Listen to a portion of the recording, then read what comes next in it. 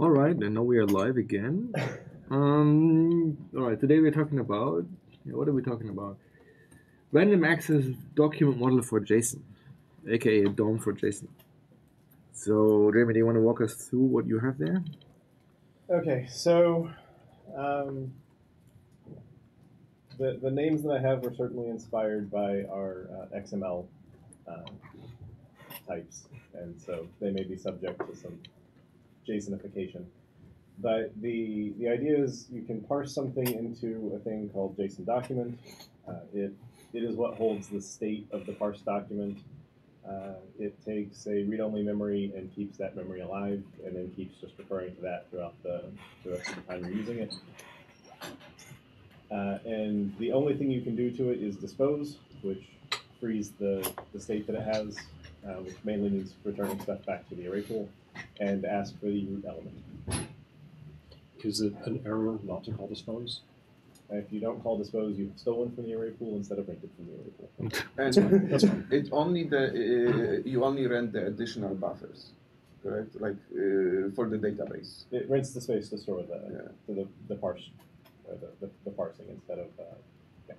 So yes. Basically, dispose has no effect on anything that you pass into that thing. Correct. Okay. So, as written right here, it accepts a set of reader options. The only thing reader options has on it right now is the comment handling. Aslan and I worked through several scenarios involving if we let comments be parsed into the document model, and every answer is they don't make sense.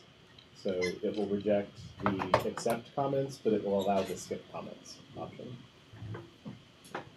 And then JSON reader also accepts a maximum stack depth, which currently I don't have here, and I could surface just because, or surface for parity and let it be a pass-through to the reader.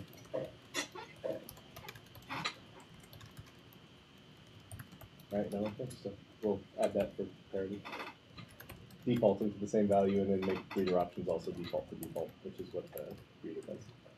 And where will this setting be? On JSON document, So, or it's a parameter? A parameter to parse. So parse creates the reader, brings the reader. Oh, but it will be in the state. options, correct?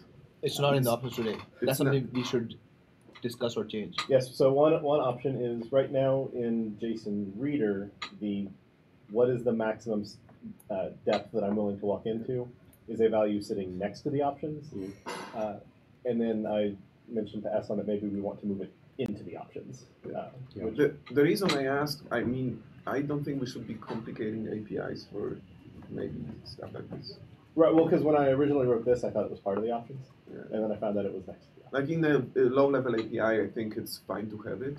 This, if we kind of intend, average .NET developer to use it, right, then, unless we see a very strong reason, we should just right. The only question for not is, having the APIs. If we can add it later. Is do we feel that at this level, restricting the parsing depth is a memory bounding problem from untrusted data? Levi?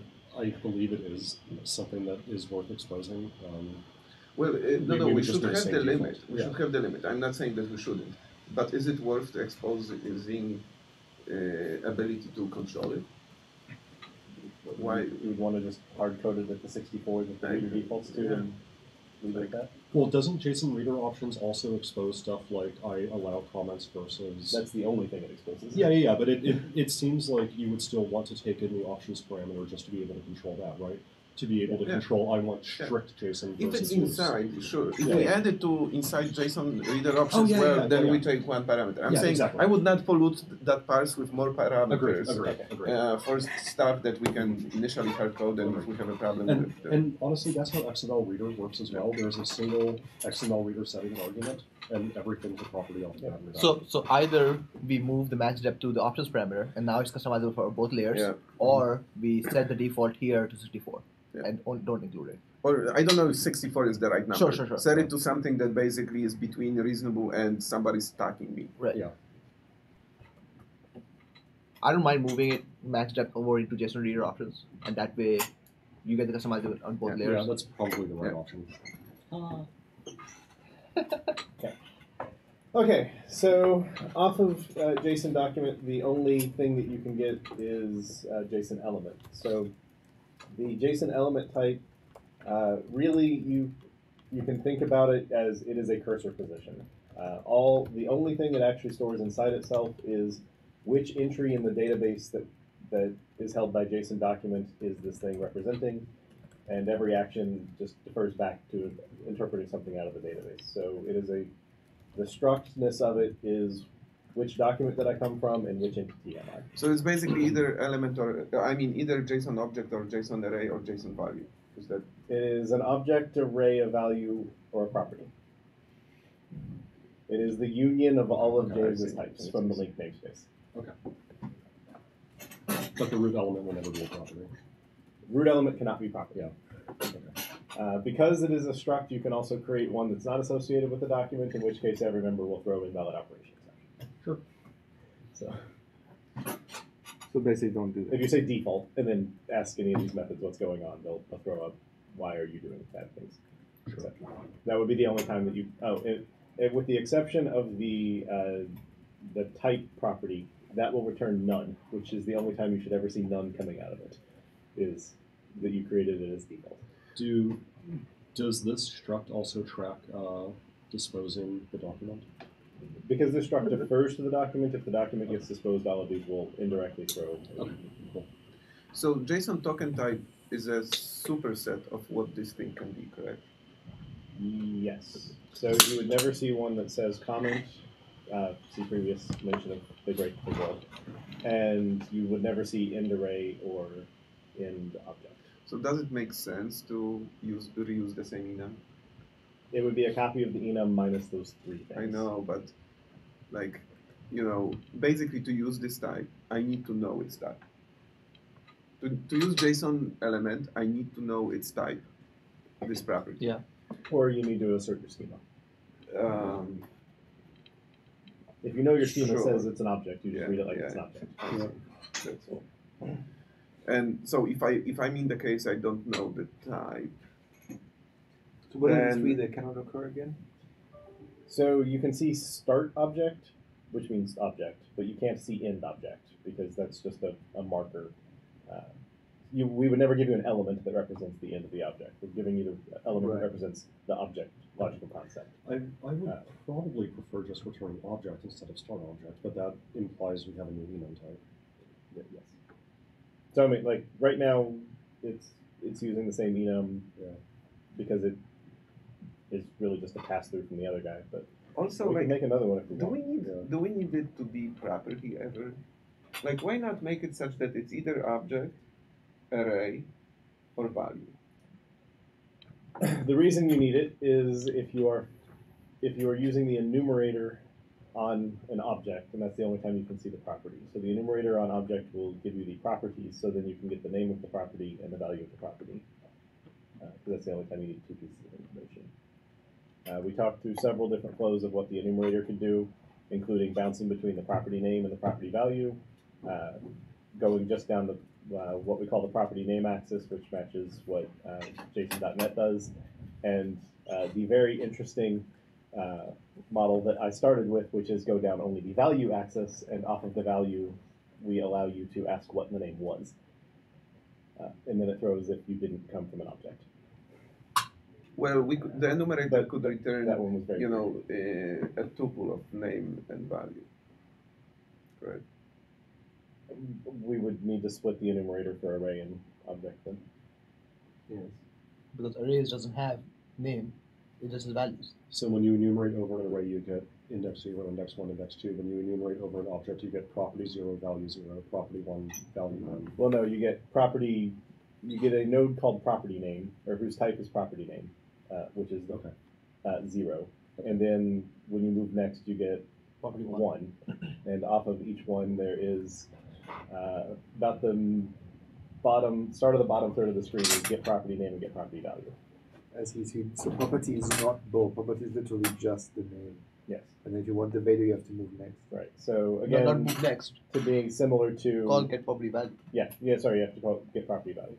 So this is very Next, similar we'll go to the next to property. JProperty from JSON.NET, which has the name and the name property and the value property, where the value property gives you back a J value. This means that if you have this inside of a for each, you need to keep state outside of the for each in case you're using in case you're enumerating over an object, right? Because you need to know that every odd thing that you're enumerating. No, you only get No, the no. property names. If you want the value, you have to okay, come get okay. value. Okay. That was the zigzag there was Oh, the I see second the thing we comment. did. I see the comment. Okay, got it. So I have to tell you, to me, it would be easier to understand the model if I knew JSONElement can be one of the three types. Yeah. It can be either a value, then I can call getInt, get int64 and these things. That's all I can do. If it's an object, I can enumerate properties. And property is a tuple, it gives me its name. We don't have to use a tuple, but it gives me a name and it gives me JSONElement. Or I can enumerate array and it gives me JSONElements. Basically, the type has three modes and the APIs are kind of what I would expect in the mode. Here it's kind of like enumerate children. Well, I need to know what it exactly does, like We can make two. I don't know what other iterators. people think. I mean, like I discussed this briefly yesterday with Jeremy, right? If you really wanted to, you can actually have the fake hierarchy, right? You can actually have what we did in metadata reader, where you basically have a struct that is the base type, and you have other structs that logically the derived type, and then you basically have an implicit conversion to the base, you have an explicit conversion to the more derived one. And then you basically have literally like three types that describe what you can actually be, and then the base one only gives you a kind that says which one of the following three are you, and then you have to cast. The only downside of that model, in my opinion, is because it's not a true hierarchy. You still have to know which way to go, right? And then you basically always have to cast effectively to get to the actual value. Yeah, you based on the kind you need to know. Yeah, I agree. You cannot avoid this one. It's just once I check the kind, I think the APIs should be like some subset of APIs works, some doesn't, or we do what you said. But the thing that I was describing, either API works or it doesn't. Not like it does different things depending on the mode. Well, I mean, you either have different APIs that have the exact same signature but different names, and one throws, one doesn't. Yeah. I mean, Or you just say it's the same API. Want to come up with different names for the array enumerator and the object enumerator? We can. Enumerate elements, enumerate properties. Well, so like in the XML, we just call them children and siblings and elements. You can't ask about your siblings. This reader cannot, from an element, you cannot go up or sideways. You can only go down. So, The sideways implies going up, right? yeah. Well, amusingly, it's easier to know what your, in the conventional tree pattern, what your right child or what your right sibling is. That's actually easy for it to know. Left and up are both hard. Right. And then if we did that, this whole concept of JSONElement being a property would go away. It can only be object, array, or value. Yeah. To me, it's kind of easier to map it to what I think JSON is. Fair enough. I mean, that just means that whatever the object enumerator is giving you back essentially the property node. Yeah. And that we just call them a different type. Yeah. It would be JSON property instead of JSONElement, and it would have a subset of these on it. Well, these methods. No, all it would have on it is Get the name, name, and get the name and get the value. value. Value. Yeah. How can you get away with not having property as the type? So you have object, value, and array. Why can you remove property? Why can you what? Remove property from the list? Well, when you basically in the object mode, you would enumerate, you would get these tuples. That's all. So you don't they are not JSON elements. They are just a result of the enumeration on an object. so you get back. I see. You would get back the type property will never have over JSON property. Property as a will never return property. Exactly. Because to access the JSON element that is a property, you never be able to access the JSON element as a property. Yeah. Right. So if you use any of the indexers, where we have the UTF-8 one and then two UTF-16 ones, if you use the named indexers, you get the value, not the property node. Right. So the only time with the current model that you would get the property node is in enumerate children, but we can split it to the So JSON property. what do you return if the name is invalid? Define invalid. Doesn't exist. Out of this, Found exception. key not found exception. There's also separated from it because I took the order that they appeared in the generated ref.js or ref.cs. There's try get property. Yeah, that's very unfortunate because it makes basically common query operations quite involved. Like you basically have to, you cannot have a compound thing like this one, this one, this one, and this one, and if you can't find any, then that's fine. Just abort. You can't have these return null, but you could have them return a nullable type if that matters. You could also have them return default, which would be we would let the Yeah, but default I the can't null. use language syntax for. If you return nullable, I can say, question mark dot, and then I can just say the whole pipeline is invalid and one of them cannot be found, and then I can check whether you found them or not. Well, I think we should think. Makes it much more usable. What's more common case? Do I know the schema or I don't? Well, you may know the schema, doesn't mean that somebody gave you the correct Properties data. might be optional as well. Yeah. Because nullable types are still not as. Who cares? This is a convenience side. If you really want performance, go with the No, Yeah. not as convenient to use. No, they are Yeah, convenient to the use. nullable. You can do this. Right? The You can numbers say, left. X. Or do you have to go through value? Numbers.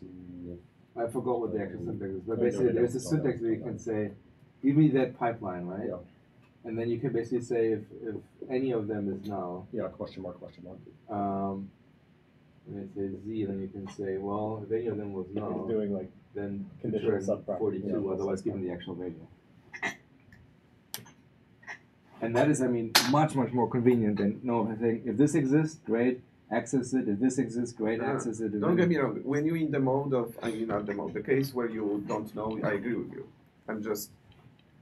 I want to make sure that it's super convenient when you know that you have the values, which is common.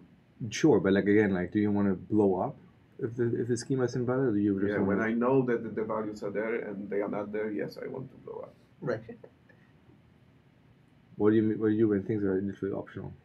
Well, so, like I issued a query to Azure and I told it to return this payload, and if it's not there, there is a bug somewhere. So I Sure. wanted to blow up. But maybe it's okay.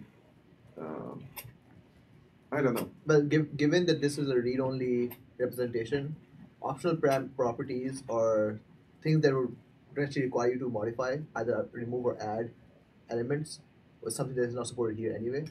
So if you have to deal with optional properties, you would want to use a serialized deserializer, not something like this. So to support that scenario, and to take the API surface to support that scenario doesn't necessarily make sense. Why do you jump to that conclusion? Because I mean, like, just because it's optional doesn't mean I want to deserialize it.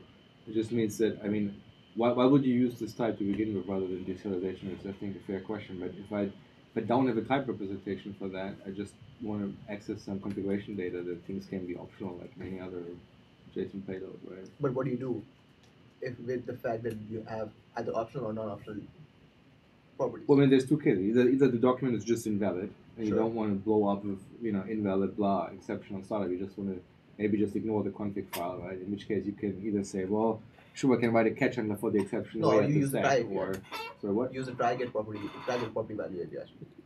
Again, then we go down the path where what is very concise in this syntax becomes like a 10-line exercise.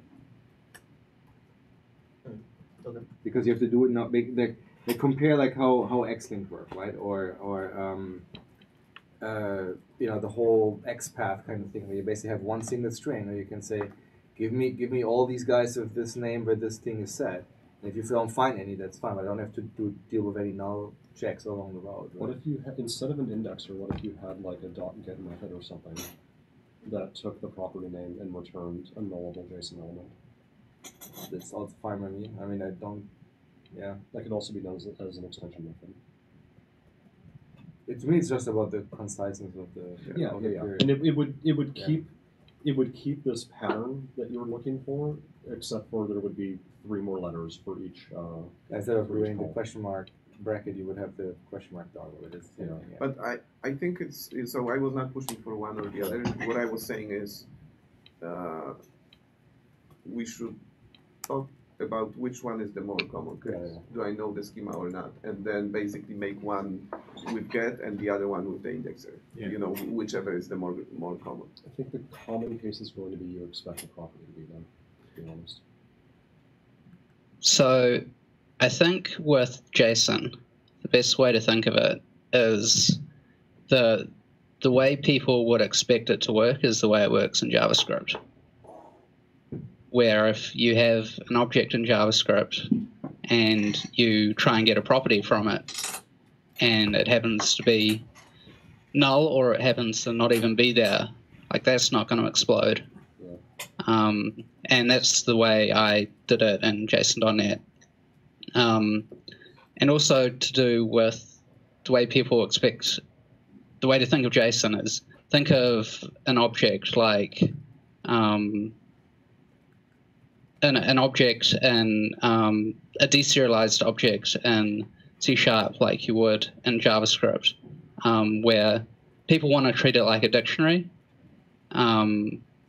They want to be able to index into things. They don't want to have to call a .getValue method and pass in the name of the index.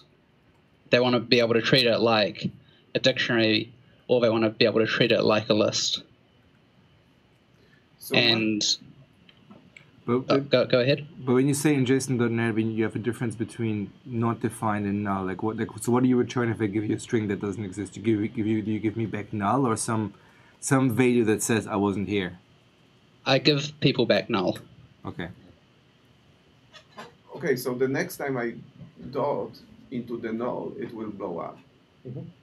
It will blow up, but what I do within and like that would be the same behavior in JavaScript. Yeah. What I have in JSON.NET is I have explicit cast operations. So someone could index into a object, and they might want to retrieve the title from it. If title happens not exist, it will return null. And then when that explicit cast operation is casting it to string, it will just return a null string, well, a null value. Likewise, if someone does an explicit cast to a nullable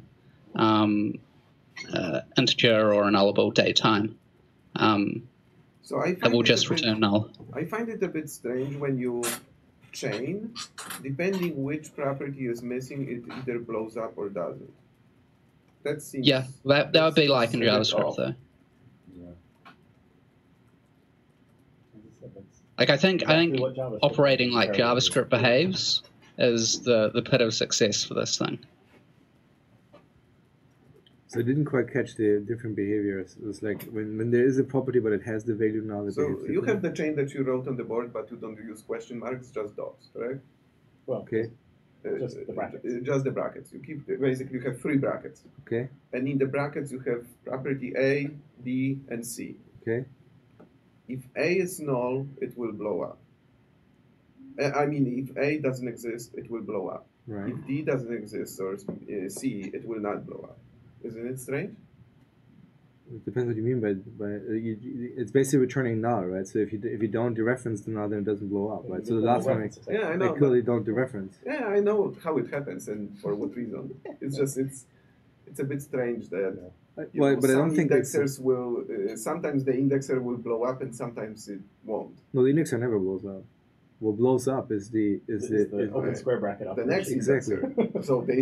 no, it's not the indexer. It's the dereference, right? Because there's an implied I know dereference. how it works. I'm just saying when you look at the Yes. code and the syntax, it appears as if depending on which one is missing, it blows up. Well, or not. you also have to consider the syntax that people write in JavaScript is if foo.x and foo.x.y and foo.x.y.z, whatever.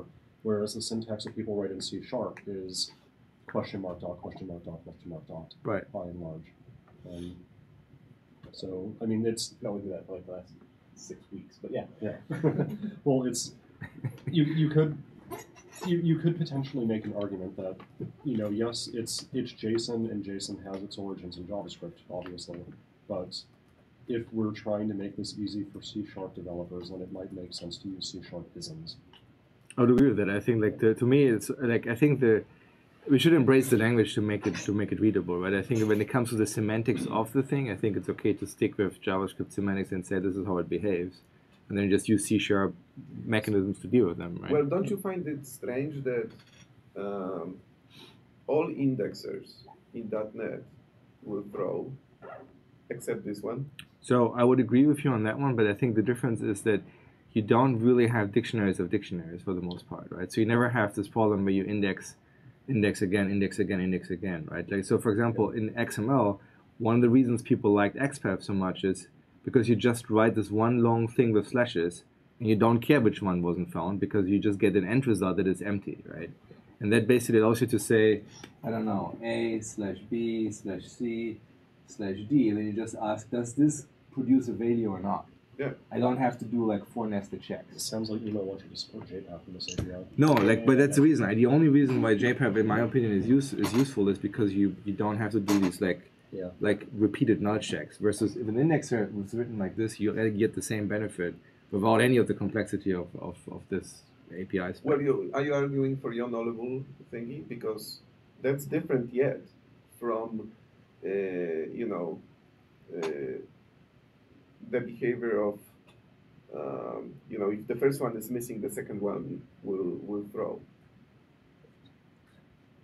You're basically saying you can change them and they will never throw. Yeah, they just return null. That's what I would say. And then that is not the JavaScript. I'm saying this is not the JavaScript behavior, which is if the first one is missing, the next one will throw. I'm not sure I understand, because in JavaScript you don't do indexes. In JavaScript you say x.y.z. Yeah, and if y is missing, the z will throw. Yeah. Yep. The indexers will work too. So you would get the good old null is null or not an object. Except now you fix that, which was sad because that was such the best trick. They had it off by one error. So, yeah, but I understand what like this. How is it different from this? Is the same behavior? No, it's different from this. Yeah. From XPath or JPath. So you're pushing a requirement from XPath or JPath onto that where the behavior of XPath and JPath doesn't match either of the other top or bottom.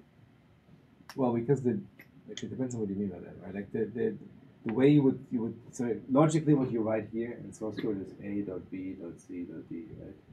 Right. Which will fail if B is missing. So if this one doesn't exist, you basically get an exception, right? No, if the last one is missing, you don't get an exception. You see, this is if anything else is missing, you do get an exception. If you write A question mark B question mark C question mark D, then you're good. Then you would get back a consistent nullable. But if you just dot it like you would in JavaScript, then you would get an exception if something in the middle is gone. Which is consistent.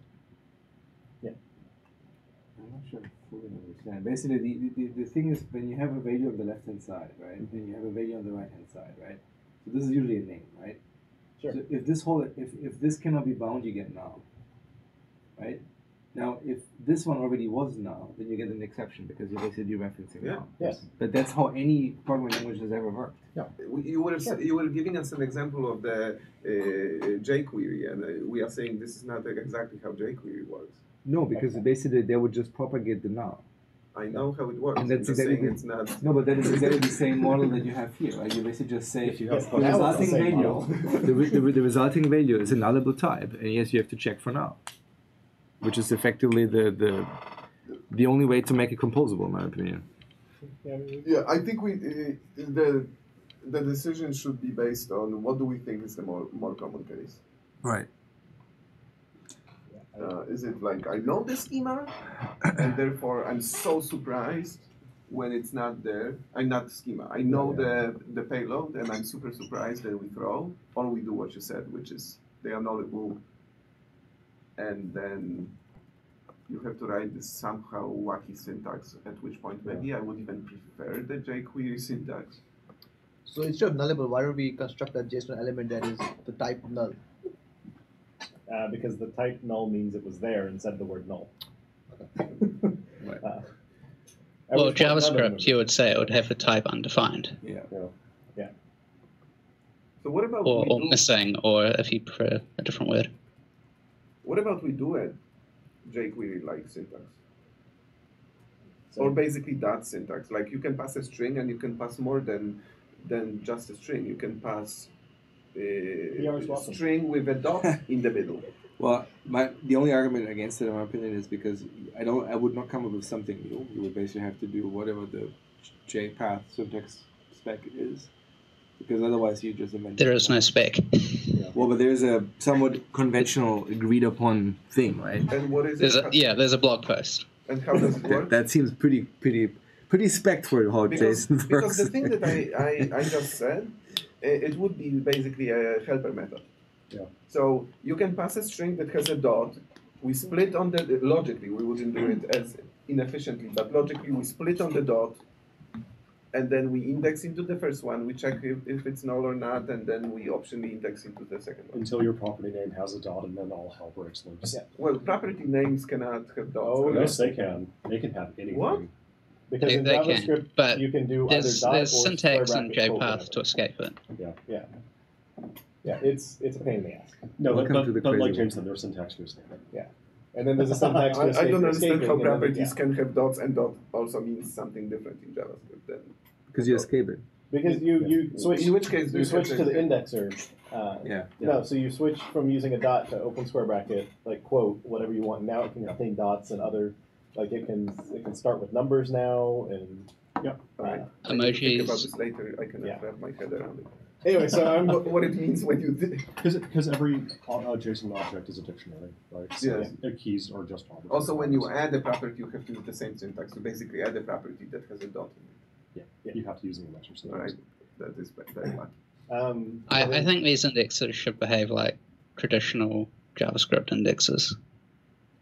That's like they shouldn't magically support JPath in them. Well, That should be Oh, yeah. separate. That should be a separate helper method. It somewhere. I sounds don't- like I would so as much as Christoph wants a magical extra helper method, I will say it is completely out of scope for this release. well, so it sounds like James, you're I'm gonna advocating write for the them extension then. returning a null all the time. From these indexes, no, because that would have an ugly syntax. I think. Well, so the JSON element, it would then be possible to have a JSON element represent null, like default of JSON element. Right. So Is that- we can Yeah, I think there should be a JSON element which represents missing, or not found, or undefined. Like undefined would how you'd say it in JavaScript using our parlance. current. And then if you try and index into something which is got that undefined flag as true, then you would throw an error. Or if you tried to say get int32 on it, then it would throw an error. But at the same time, like maybe there should be get nullable int32 or something like that. And if you tried to say get nullable int32, then it would just return the nullable value. Likewise, if you said get string and it was an undefined type, then it would return null. We should also, if we make this return like a JSON element that can represent null, we should probably have a get property method or something. Sorry, which just null is a value. Do you mean undefined? Undefined, yes. By null I mean does not exist. Meaning built-in nullable into this type. Yeah. Yeah. I mean, so right now it has one. Default has a JSON token type value of none, which is the state that the parser uses to explain it hasn't started yet. And if we Well- can return back default of JSON element, at which point you get, I don't have a type, I don't know what you're asking. I find it a bit wacky because it doesn't support this chaining syntax in C#. So I think again, I would say we decide which one is the most common scenario, and either do what Emo says or do what it now says, and add alternative APIs to get you the knowledge values. So you think that we want the indexer and a method called get property, and one of them is nullable and the other one's not? And we decide which one we think it should be? Yeah. That's fine.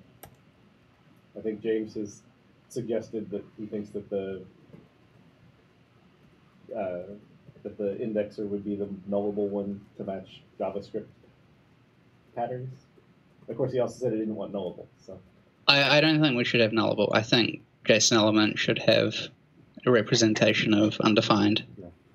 And if the key is not found, then you return that By the undefined way, value. that would be another argument for making a custom JSON token type enum, because the default enum value. I absolutely think you should have a custom Well, so JSON James, token let type me enum. let me ask you. So if we do that, you cannot use C# syntax to propagate the null.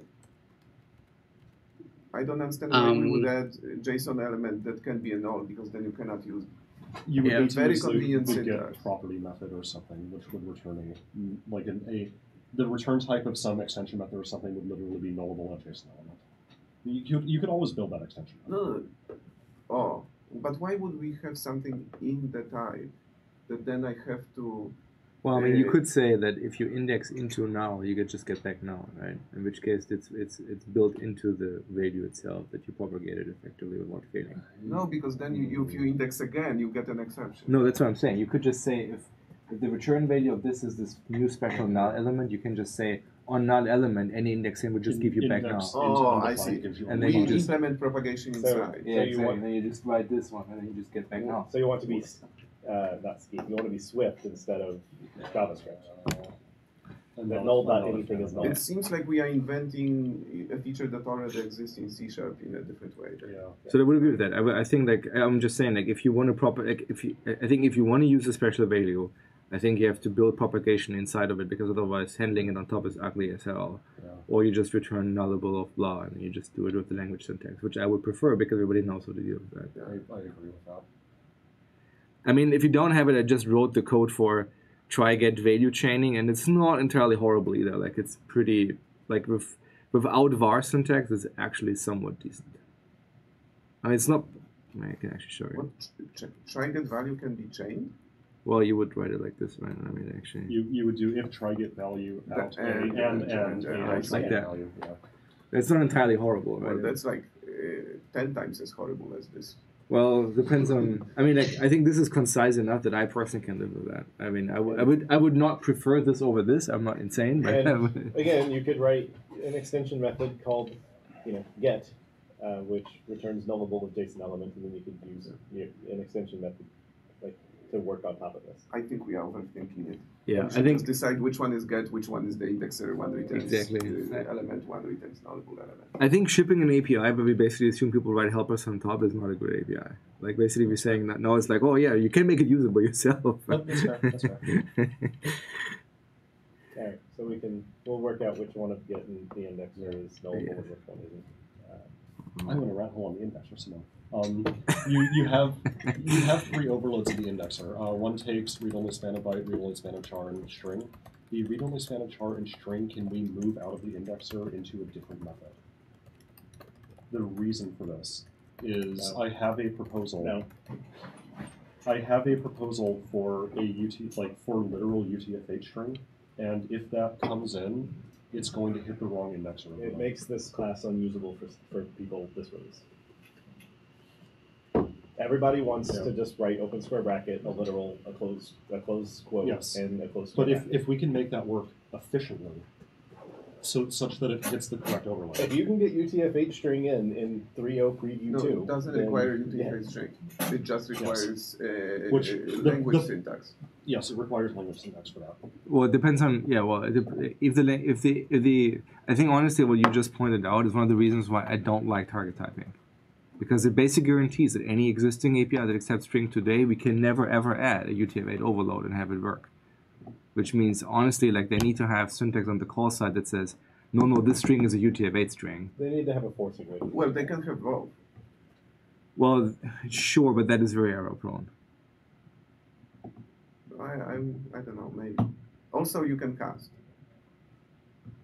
What do you mean cast? Yeah, you can just basically on that's true. existing APIs, you can just pass literal string cast to UTF-8 read-only string. span of byte. Char. Or to whatever is the target type. Yeah. No, not char. The target type of the UTF-8. Oh yeah, exactly. UTF-8 char. Because in the UTF-8 string feature branch, like I already have support for UTF-8 string literals, and there is an issue that we keep punting on discussing, but it would actually make this work.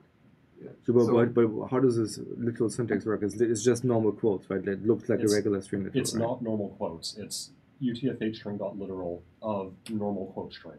Okay. What I'm also trying to push through is if Roslyn sees a literal string and the target takes a UTF-8 string as a parameter, just the compiler, you know what I meant. Just make it work.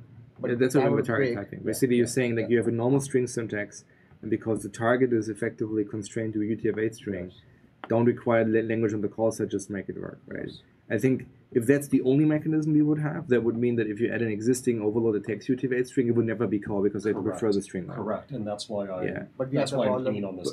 But basically the workaround for the call set is you cast yourself, which is the same thing as target typing. You just say string literal and then you prefix it with whatever UTF-8 string type is. That works today in the feature branch. Right. Yes. But I think the problem with that is, and that's why I think it's better to have dedicated syntax on the call set, is that it's error prone. Or they add the, not L quote, but U. Yeah. And Exactly. again, the reason I'm bringing this up right now is because these methods have different performance characteristics. Oh yeah. And if you're passing in a literal string, if you're passing in a literal anything, you want the highest possible performance. Well, So I would agree with you, but all I'm saying is that this API is not special. We have this problem everywhere else in the framework we accept the string today. And I think in order to really do what you're suggesting, so meaning you that, can have predictable performance, I think we need to handle it at the language layer. that We can't just segues say into that. an interesting thing which is off screen right now. You'll note that this type, unlike the other JSON types that we have discussed, does not contain right now the name UTF-8. Yes. Because there's the only thing in this entire type that needs to know what the underlying encoding is the escape valve for if you get a big integer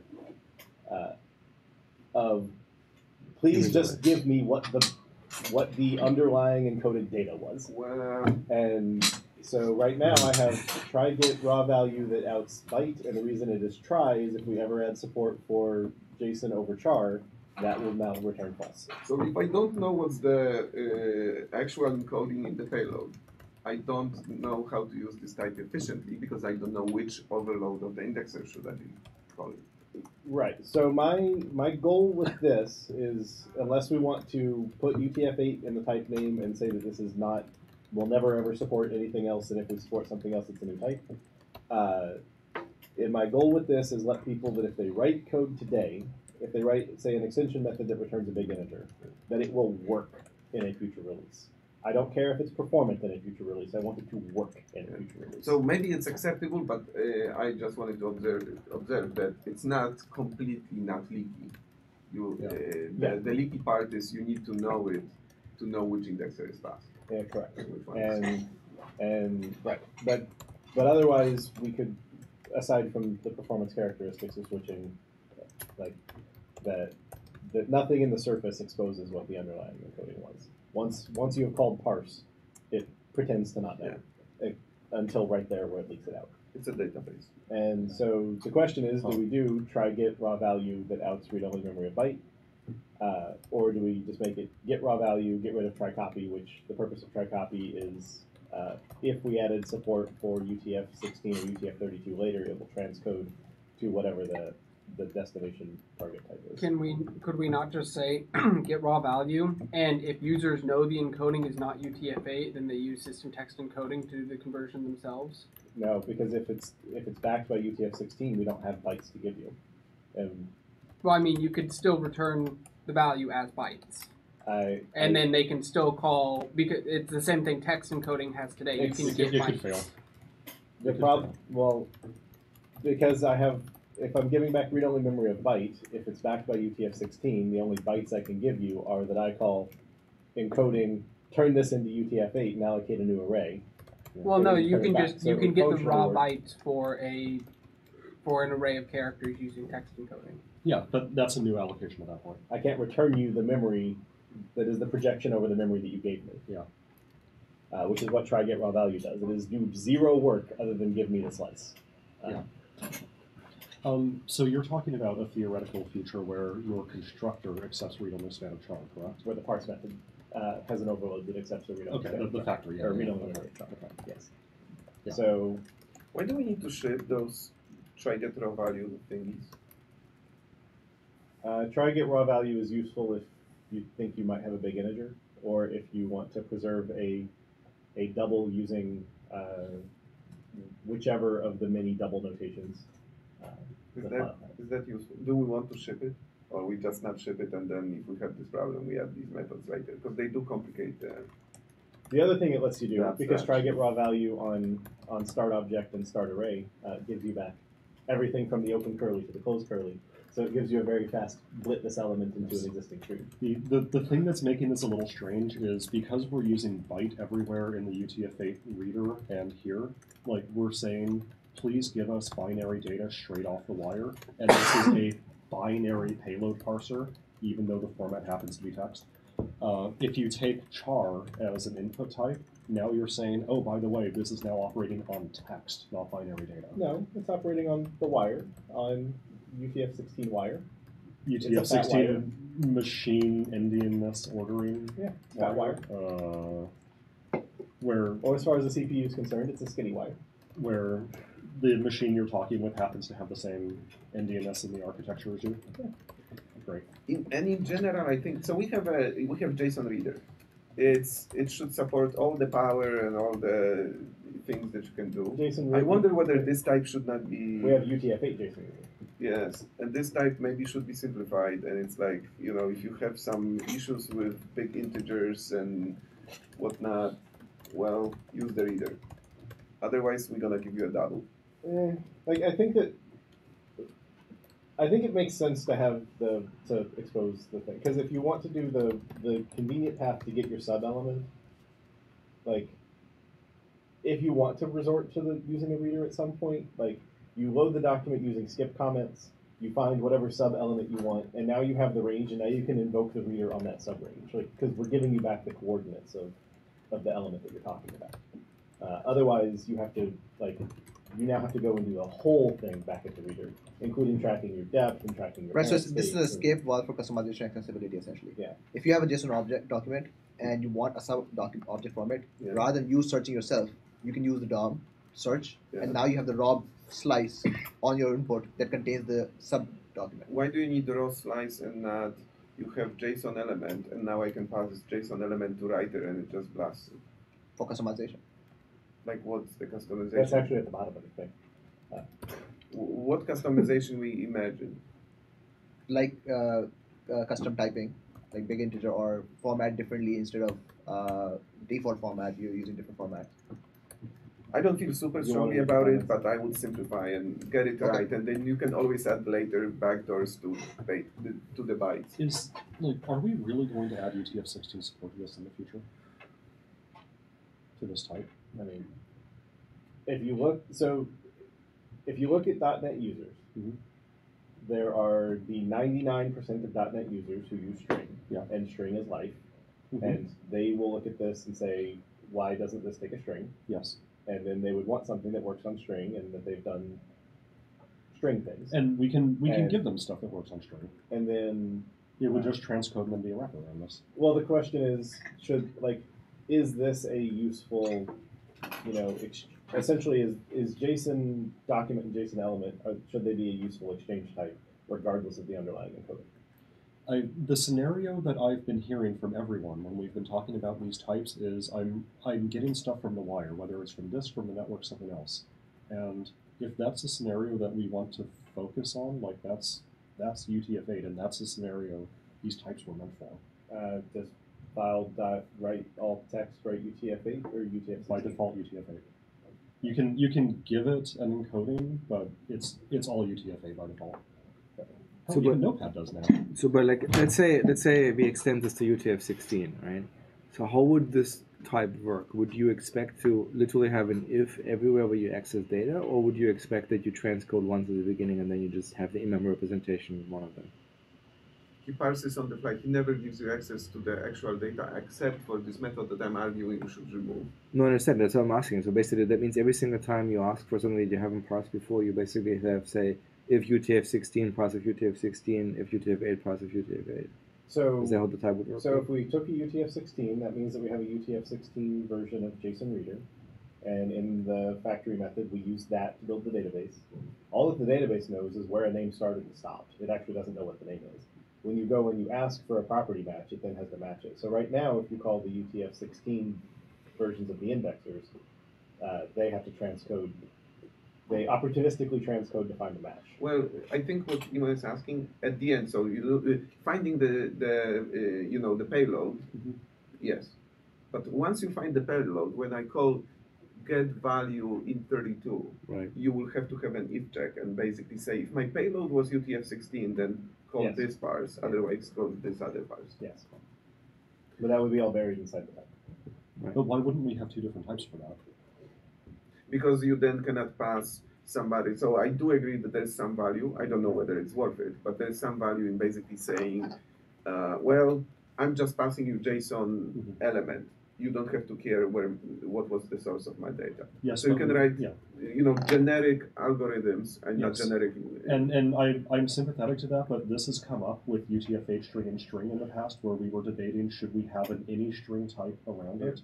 And the answer was always no. You have to know exactly what exchange type. And I think the reason for I actually had a prototype. Yeah.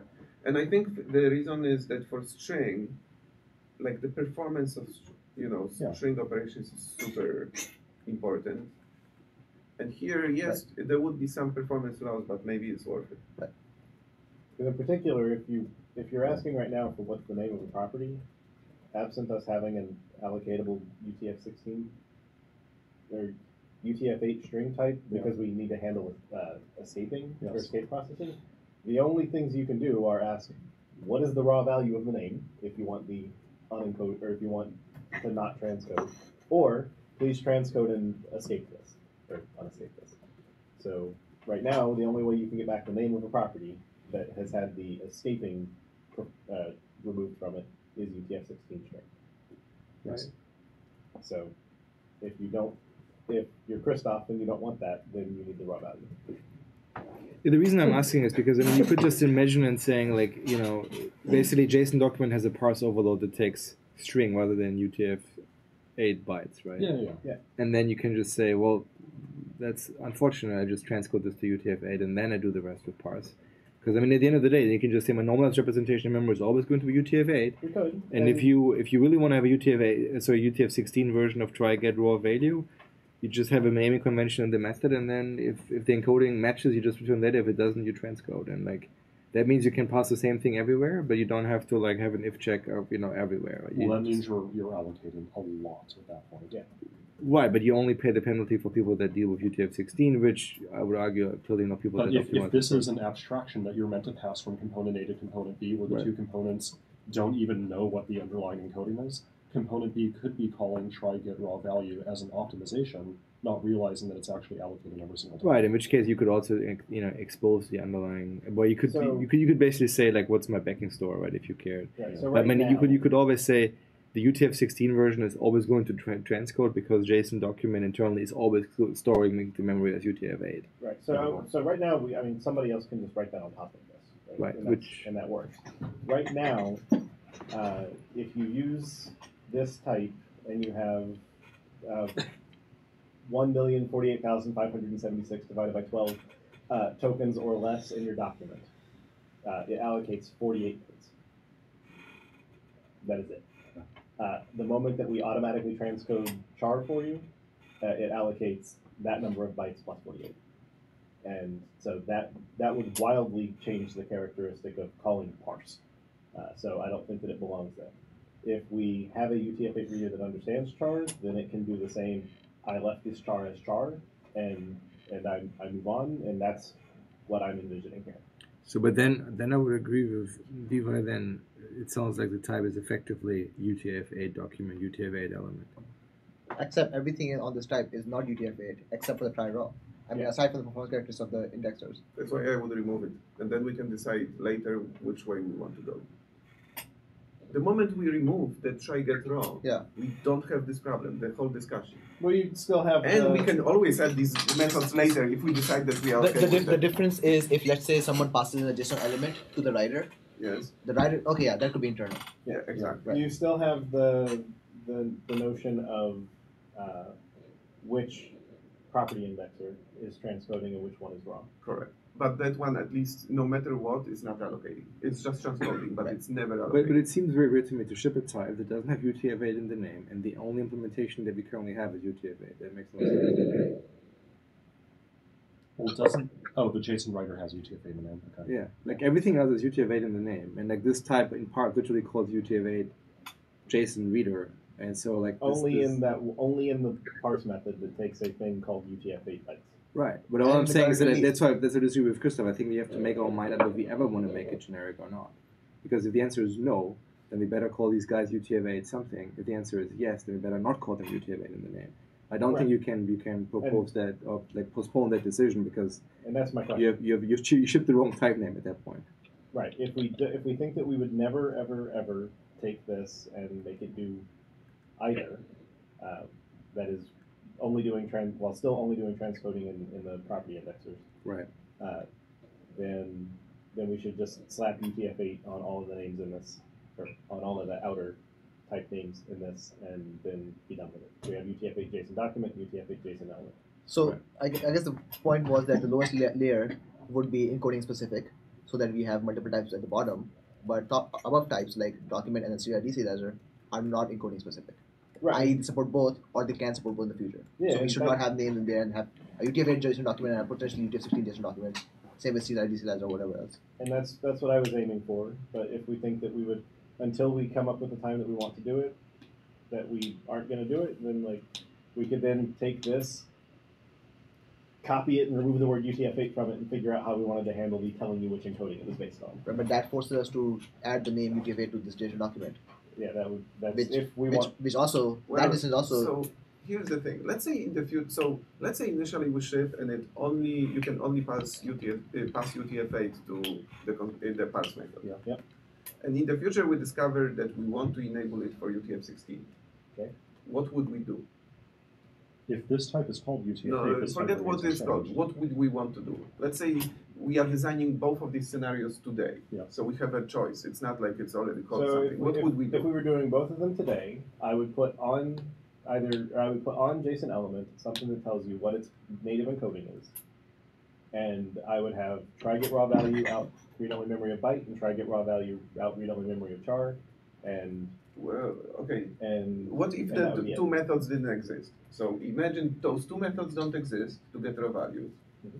And now we are designing, we need to be able to parse both UTF-16 and UTF-8. What would we do? It would look, the only difference is there would be another parse overload and possibly a property on here which would tell you which of the two indexers will be marginally faster. You do still want that, I think. So if we that's what we would do, then slapping UTF-8 in front of this type name would prevent us from doing it. Right. Yes. That's that. Yeah. So if we think that in the future we would do it, but we're not sure that we would do it, and we want to make sure we save the name for when we do it right, we slap UTF-8 on this now, and then when we do it as a hybrid type in the future, we copy and paste all the source code and remove UTF-8. But then now you have two types. One is that supports both, and one that supports. Yes. Yeah. It's instant obsolescence. And the one that supports UTF-8 will be faster on UTF-8 data. So will the new one. So will the new one. No, it won't. Because a new one has to support both code paths inside every single method. The new one says if. There are two scenarios. One is somebody passed me this thing and I don't know yet. Yeah. But in a lot of cases it will be I got the payload, I parsed it, I'm using this type, I don't need to call any ifs. Yeah. Especially that they are they just control performance characteristics. I mean, in fact, it doesn't even have to do ifs if it wants to do. Or I get exactly, or I don't care. Like have a dynamically built V table inside and just call delegates everywhere. That's an if at the processor level. Well, it's a one type. Yeah. There's still a lift somewhere. Yeah. Well, if the problem on the hybrid one is that it was too complicated with the everything did if what's the backing encoding, you could make an internal type hierarchy, and just rebind all the methods. Yeah, I think the question is like, if I'm using UTF-16, why would I use this type? And I think the answer is predominantly because I want to get rid of JSON.9. Would be my guess. Right. But the same thing here of nothing in this prohibits us from adding UTF-32 string. Like literally Sure. this one method is the only leakiness in the abstraction. Which one? That The- try get raw. The get raw value that you say we should get rid of, Well, and the two of performance them. They are two. characteristics of The the. try copy Yeah, and the try the, get. the, Yeah. the They're the family same of thing. methods. They're the So same thing. I still argue that we should remove them, but if we don't, why try get value returns read-only memory and not span? Try get raw value. Because I have a memory, and why would we limit you on what you can get back? I took a memory. Because the the other lifetime is not as clear. I don't know, maybe. I mean, I it's mean, this a- is not really preventing you from doing anything because you fundamentally have to store this thing as memory, No. Let's say I own the data. right? I wrapped it in this. I parsed it, Mhm. and now I passed it to somebody. It Right. would be nice if they couldn't do something really bad with it. So you want to stop them from keeping your memory alive. Exactly. I mean, we can But out I'm of not this- sure if we can even prevent it. So we because can they out of can this span, and based off last week's discussion, they can figure out if they have the original memory, they can take the memory dot span dot overlaps this span to ask the index to then return or slice back to a memory if they want. So I mean, that's something to also think about. But we can do if we whatever. remove this method again, we can defer all this complexity and the decisions about the lifetime. And We this can. and that. We just then the only real scenario that we would have on this that doesn't work is you can't get back a big integer, which I'm the only person in the world who cares about big integer, and I don't like JSON, so there's probably 0 on this. So was one of your scenarios, I have a system string and I want to call parts passing a system string? Was that the sticking point? System string. Yep. Because if we had parts that took a system UTF-8 string and then we just said convert A to B and then call this parse method, would that work for people? I think so. I mean, like, that's what I'm saying. I mean, honestly, I Transfer think it up front today. and then say, look, Well, we're like done. I would want to make a caller do it instead of having two different Make the parsers. caller do it. Right. Make Yeah. the caller do it.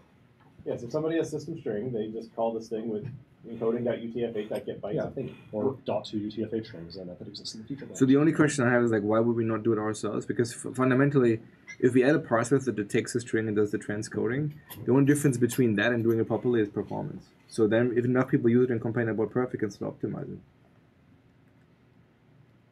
So Like, it's not a fundamentally shape better- problem, right? It's better for the user who has the entire payload to transcode to UTF-8 first, then give it to us, where we are slicing and dicing and doing also the And they mining. can still do that.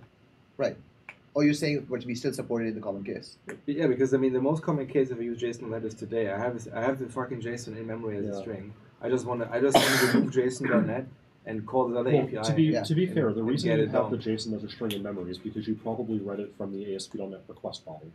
And that Or method, something like that, yeah. that method using full framework, for instance, returns it as a system string. Right. But ASP.NET is considering, like, we're going to give you the data as UTF-8, Right. not as UTF-16. In Like, which that's a case- conversation that's taking place today. Well, but I mean, these are orthogonal things, right? Yeah. I mean, you might still get the string from a million other places, Sure, right? sure. I mean, like the only difference between calling this one and the other one is performance, right? And so you can still optimize your own code by Yes. just doing the transcoding, calling the UTF-8 one, Yeah. or just don't care because all you want to do is just be done with it, right? Right, but I guess what I was arguing is, as the rest of the stack comes online, top to bottom, like, what you will be working with is bytes or UTF-8 under the covers anyway. Like, you should, using the new APIs and the new stacks top to bottom, you should never deal in string in the first place. So I would agree with that, but I think that again, this goes back to the like, do we want to make it? Do we believe in providing more hoops for people to jump through, just to make them aware? If the goal of this API is to say, look, we have a built-in version that deals with JSON. Yeah, I'm with Eno. Yeah. We basically provide convenient. So I'm assuming. So we have been for the last 3 years. We've been adding lots of APIs that are for super advanced scenarios, super advanced developers, and we kind of almost didn't think about issues like this one. I feel like, and maybe I'm wrong, this type is kind of crossing the chasm between the, it's an API for Ben Adams to it's an API for average .NET developers. And for those, you should just make stuff work. Yes, And I then if agree. they notice a problem, they can transcode themselves. They can not get the string and go back Yeah. to I the pipe and get read-only I sequence. completely agree with that. What I don't want to end up with is one overload of parse that's O of 1 and another overload Right. of parse that's O of n. But that will be the case. Not just O of n, but also allocating. Well, Yeah. Well, renting. if So once we're hiding it, so technically once we're hiding it in parse, we can make the document hold a second. Like we can grow it from 48 bytes to add 8 to that. Oh, sure. I And see. we can hold a second printed buffer. Yeah. And this gets rid of both of them. So we We can hide your string of less than 1 megabyte in the array pool. And in the future, if we don't like it, we can optimize it even further by basically having a UTF-16 reader. Right. Sure. So, And but then if we do that, then we do need to get rid of try get raw value because Yes, now sure. the encoding is very complicated to read through. Well, it would just return false. I mean, we can say if you built it from a string, we just won't give you back the raw value. Right. But If that was you the whole wanted point to of it call being try. transcode. Then it returns false when you add char in the future. But you just said that the only person who cares about the get raw value is people who like both big integer and No, JSON. no, Which and- the set of these people is empty. In the writer, if you're using the writer, and the writer is not configured to do pretty printing, then one option we have is to say that, because it depends on if we call the non-pretty printing option minimum white space, or But You this, don't get this to have API it. can be internal for that. Yeah. It doesn't have to be public. then it's a question of are we privileging ourselves too much. But again, in this case, We you can can expose it. you can trivially also have these method transcode. Yeah. I mean, like if the primary goal is to make them work, Well, that was give the you purpose access- of try copy. Try copy would always work, and try get would tell you no. Oh, I see. Okay, I buy that too. I mean, That makes sense. If try raw didn't work, then you do try copy and that will So we can get rid of the raw value things Yeah. for now, and we can come back with the scenario when we have the scenario. so we'd only have the copy one. No, neither. Neither. Okay, that makes sense. Right. If you have big integer, sorry, all of the try gets for your numeric type return false, and sorry, it's a number, and it's not any of the number types.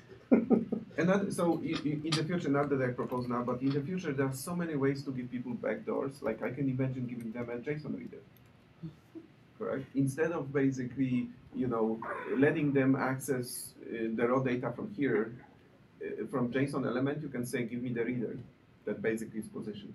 And now reader has backdoor, and That's you fair. can do whatever you want. Well, the UTF-8 JSON reader, right? Yeah. Well, At that point, you're now really locking the type to that. well, that would be a transcode and do the thing, and then later we could add the other Oh. JSON reader. Which one did you ask for? So That's painful. why would a big integer fail for double, since double does not have any precision limitation? Double has a precision limitation. It doesn't No, have a anything too scale. large by spec goes to infinity. And then the JSON reader, we said we would never let infinity get returned. Okay. Yeah. And I think that this should maintain the semantics of what a double means from the reader. And I missed one thing. What does the parse method take? What is the parameter? Memory. Memory of byte. Read-only memory of bytes called UTF-8 JSON. So why read-only memory of bytes, not read-only sequence? If you want read-only sequence, then they can only hold half as much data because the sequence position is itself bigger than my row. If I need to remember how to get this data, Well, so I'm not sure how I would use this type in real life. You Because you basically enumerate a the reader, sequence. so reader, we design, I now forgot how we ended, but Yeah. reader is reentrant. So if I don't know if we take read-only sequence We do. of byte or not, Yeah. but even if we didn't, I can always write my loop. It's complicated, but I can write it myself. Mhm. This one is a one-time parse. Yep. If my data is in read-only sequence, not in read-only memory, then basically I cannot use it I mean, unless I copy. again, we can make a parse overload that what it does is it borrows from the array pool, copies everything out of the sequence as long as you're less than 2 gig, and then puts it back. Like we can rent any buffers we want and hide them in this disposable So object. I'm concerned with that. Kestrel gives read-only sequences.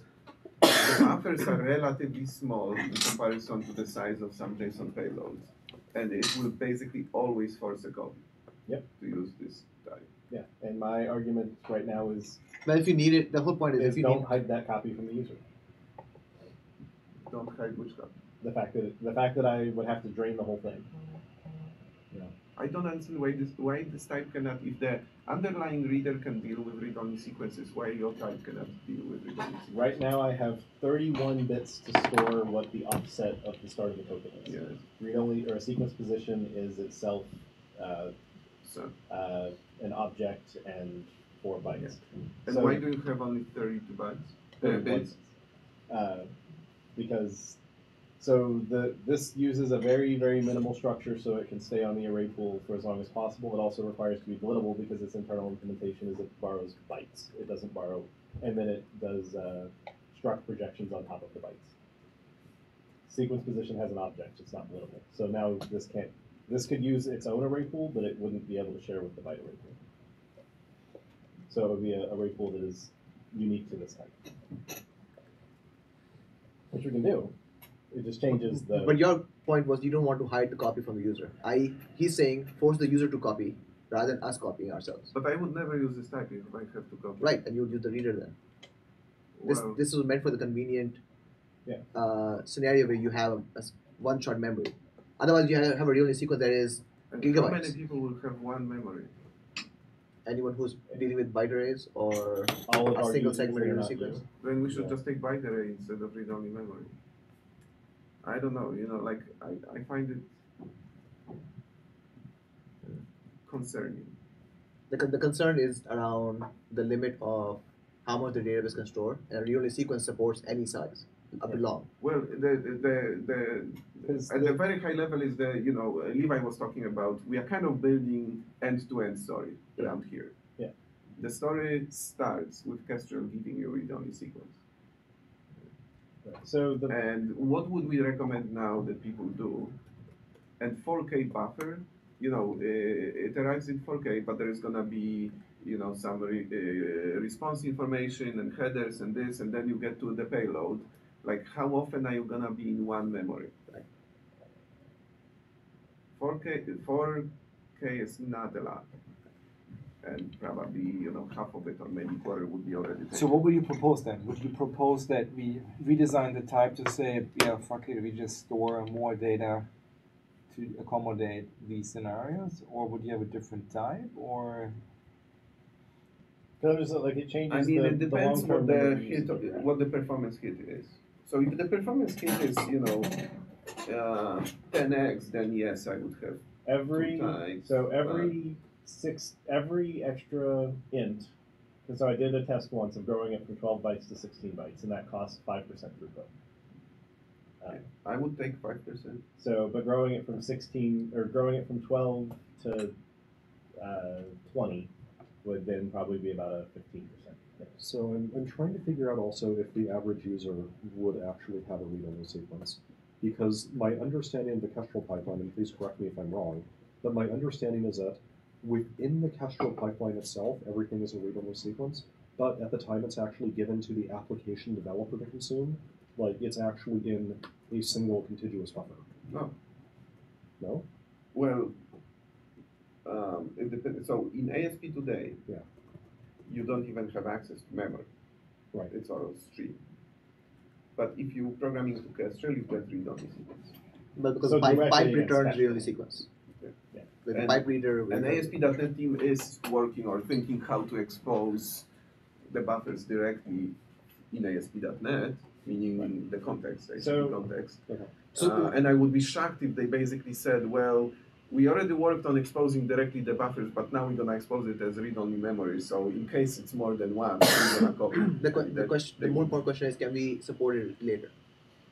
Can we support real sequence later on this type if you wanted to? So there are two things we can do. One is we can make this type inherently understand read-only sequence, which grows the table, changes which array pool it borrows from, etc. So there will be the amount of total memory of the process will go up because it's sharing less with other things, and the amount of throughput that you get in large document scenarios goes down because the structure is bigger. Or we have, just like we're saying we do for system.string, we have a parse thing that takes read-only sequence, it rents from the array pool, it copies all of the bytes out of it for you, and when you dispose the document, it puts it back. Well, so it would be better for the caller to do this in case they ever wanted the same contiguous thing. But Christoph's point I is would never do this. right. So Christoph's point is true. Is that there's also a hybrid. So I don't know if it's reasonable, but so yes, today positions it's basically an index and an object. Imagine that you copied all the segments into an array and don't use position. basically you use two ints. One is an index to the array of segments, and then the second is indexing to the segment. I don't know enough about read-only sequence. Okay, No, I don't but continue. So That's it. He has a problem that he basically doesn't want to represent objects inside byte arrays. But if he had, let's say, a 2D array. He has a problem that he's trying to do something that's not possible. Oh, anything's possible. GC handle, baby. Anything's possible. But the moment we basically, performance don't teams. use, we convert read-only sequence from a linked list to an array. Now it's just two ints. Right. One int indexing to the array, and then the other Right. is indexed into the memory segment. So instead of copying the whole content of the buffers, you just copy effectively, or you just allocate the chain effectively. Exactly. Which in practice is probably to be like what, 10, 15 maximum, like if you really have large payloads. So you're proposing walking the read-only sequence in. So Instead of saying, hey, the caller needs to call two massive array, and suddenly I create 1 gigabyte array, well, we create a small array that has maybe for 1 gigabyte would have 100 elements, or I don't know. Yeah. And the read-only sequence is guaranteed to be fully available in memory. I mean, this Well, time that's only what works in read-only small. sequence. That's already the text. Yeah. It's just a linked list of buffers. Yeah, the underlying reader supports it, so I see no reason why we couldn't support it here as well. So it would be a 5% throughput loss. But I think, like, honestly, And like, then it'll complicate all the value bits because it has to do all the stuff that JSON reader has to do with. This value spanned buffers, so now I have to do the part. But that's already at the end. Like the majority of the cost in this type will be like I'm searching the database. Right. The moment I get the value, yes, it will be a bit more costly. So getting the values is actually more expensive than so how expensive Well, are... no, getting value is the additional cost of getting a value will be one additional index into an array. Yeah. So how that in comparison to searching the database. Well, I just mean it has to use the complicated code of did I need to go from the end of this buffer and then the start of this buffer, so that when it spans, not just looking it up. So how expensive is it to have like an abstract type that does that is internal? Like how expensive are V-table calls for these individual things where you just have one implementation that deals with everything is super compact, you have another implementation that's let's say UTF-16, you have another implementation that is like whatever the buffer sequence thing. Like how expensive are V-table calls when hopefully the JIT can see that it's just a monomorphic call set for one specific type? Do we think that hit is too much? I don't know if the chip can see that, because we're talking about passing these instances between methods. Yeah. We're talking about using this as an exchange type. Wait, what is the abstraction you're talking about? So, well, the abstraction would be basically whatever your primitives are that you need inside the reader to basically abstract away the differences between what Jeremy currently has and what a read-only sequence implementation might look like. And then you just I basically thought have the only difference would be that you pass in the read-only sequence to the reader rather than the memory to the reader, because the reader deals with both directly. Well, no, so I think what Imo is suggesting is today in the reader, you do use position. Right. Because there's no reason for it because to use anything else, because you don't ever need to store more than one of them. Well, he needs to store more than one of them, so he wants to use basically a flat buffer. To use a flat buffer, he cannot have object. Right. So basically, you would have to do this feature, which is if you take read-only, the read-only sequence, you convert it to an array, and now you forget about position. You refer to these things as through long. You use longs basically. Right. You just divvy up the long into two ints and index twice, and that's it. And then he doesn't have to worry about it. I don't know. I don't know if it's worth doing it at the reader level, because reader can be more efficient by just using positions. Right. Because it doesn't need to store more than one of them. Right, because the problem would be the reader. Yeah, so when the reader tells me where a value lives, I then need to figure out what to do about that, including the notion that it says this value jumps across segments. Like I've not worked with sequence enough to know actually how I would even. So if can we, let's say we support unit sequence, would we then say the sequence is too large, we can't store in our internal database, therefore we'll throw and reject this input? Well, he cannot store any positions in an No, array. but let's say your sequence is 2 gigabytes or 5 gigabytes. Our database cannot store it today Sure. because all the indices and stuff are all ints. Right. He's saying we add a second int next to the current int, which is which buffer did that come from, and now we have a long, effectively. Well, we have a long maximally. What we really have is more like 40 bits. So you can break apart any size read-only sequence into its current segments index. Yeah. It only supports 2 to the 31 segments. But so if your segments are very small, if your segments are very, very small, you may be in trouble. Segments. Yeah. Well, you now have at the beginning of the parse method, you're still walking the read-only sequence chain. So that's O of something, not O of 1. O of n. Yeah. Yeah. It could be O of n in the worst case. Right. With a 1 byte 6 segments. Yeah. Someone could give you lots of 1 byte segments. I mean, we can do it. It will complicate performance things, and I don't know how to write it. I don't care about performance. Yeah. You don't know how to write? I've never seen a read-only sequence. No. Jeremy and Nelson can help you. Right. And the reader supports it natively. Read-only sequence is such an awesome type. I use it all the time because basically I don't care how the data came. Have you ever looked at your code job?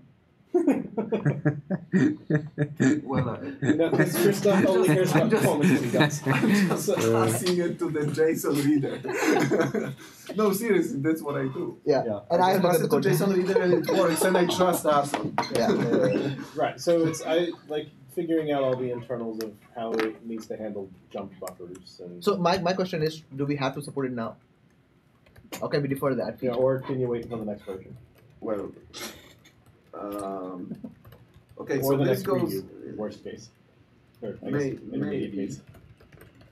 So there are two things. One is if this type doesn't support the read-only sequence, I would not use it, but maybe it's not important. Right. Like the push to remove dependency on JSON.NET doesn't require the read-only sequence feature. Is it really a hardship for you to take your read-only sequence and move it into a temporary buffer, a temporary single contiguous buffer? Yeah. Why? Because it's very large potential.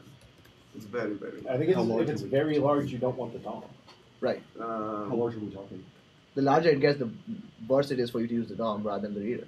Well, I mean, in his case, he wants to avoid also to deserialize the whole thing. And Which is why you use a reader. Yeah, that's also the other reason why I didn't want to support sequences. No, but here's the thing, right? Like in his example, like one of the stuff was, well, I call it the image facial recognition thing, right? There's some things I want to deserialize, and there's some things I just want to expose to the user to access, right? A reader is really inconvenient for their users. The DOM would be much more nicer for the users. That goes back to, well, would I expose this reader directly to users? And the answer is probably also no. Why would you not expose the DOM? Because the alternative to exposing a DOM is basically creating a lazy tree of strongly typed APIs. So you would provide types for these things that you don't care about. Yeah. Because so it's not the ideal world. So in ideal world, I would have a feature that kind of works like the F# type provider. And that one kind of solves all the problems. This is my ideal world, and I actually want to meet with Mads again and restart the discussion. Because in the ideal world, we don't create types. Yeah. So Azure SDK doesn't have any types representing the tree. And you do a method call, and we give you a thing like JSON, let's call it JSON dynamic element. And the JSON dynamic element is almost like this type, except it supports IntelliSense because there is an attribute on the return value that says, this is my schema. That would be awesome because it's super convenient, it supports IntelliSense, and it just on the fly materializes the things that actually the user asks for. So it would be awesome, but would you actually use it in your scenarios? Because it sounds like what we were maybe circling around for the past few minutes is even if we make this API take a read-only sequence, the actual behavior or performance characteristics or something might still be inappropriate for your specific scenarios, and that concerns me a little bit. Well, so I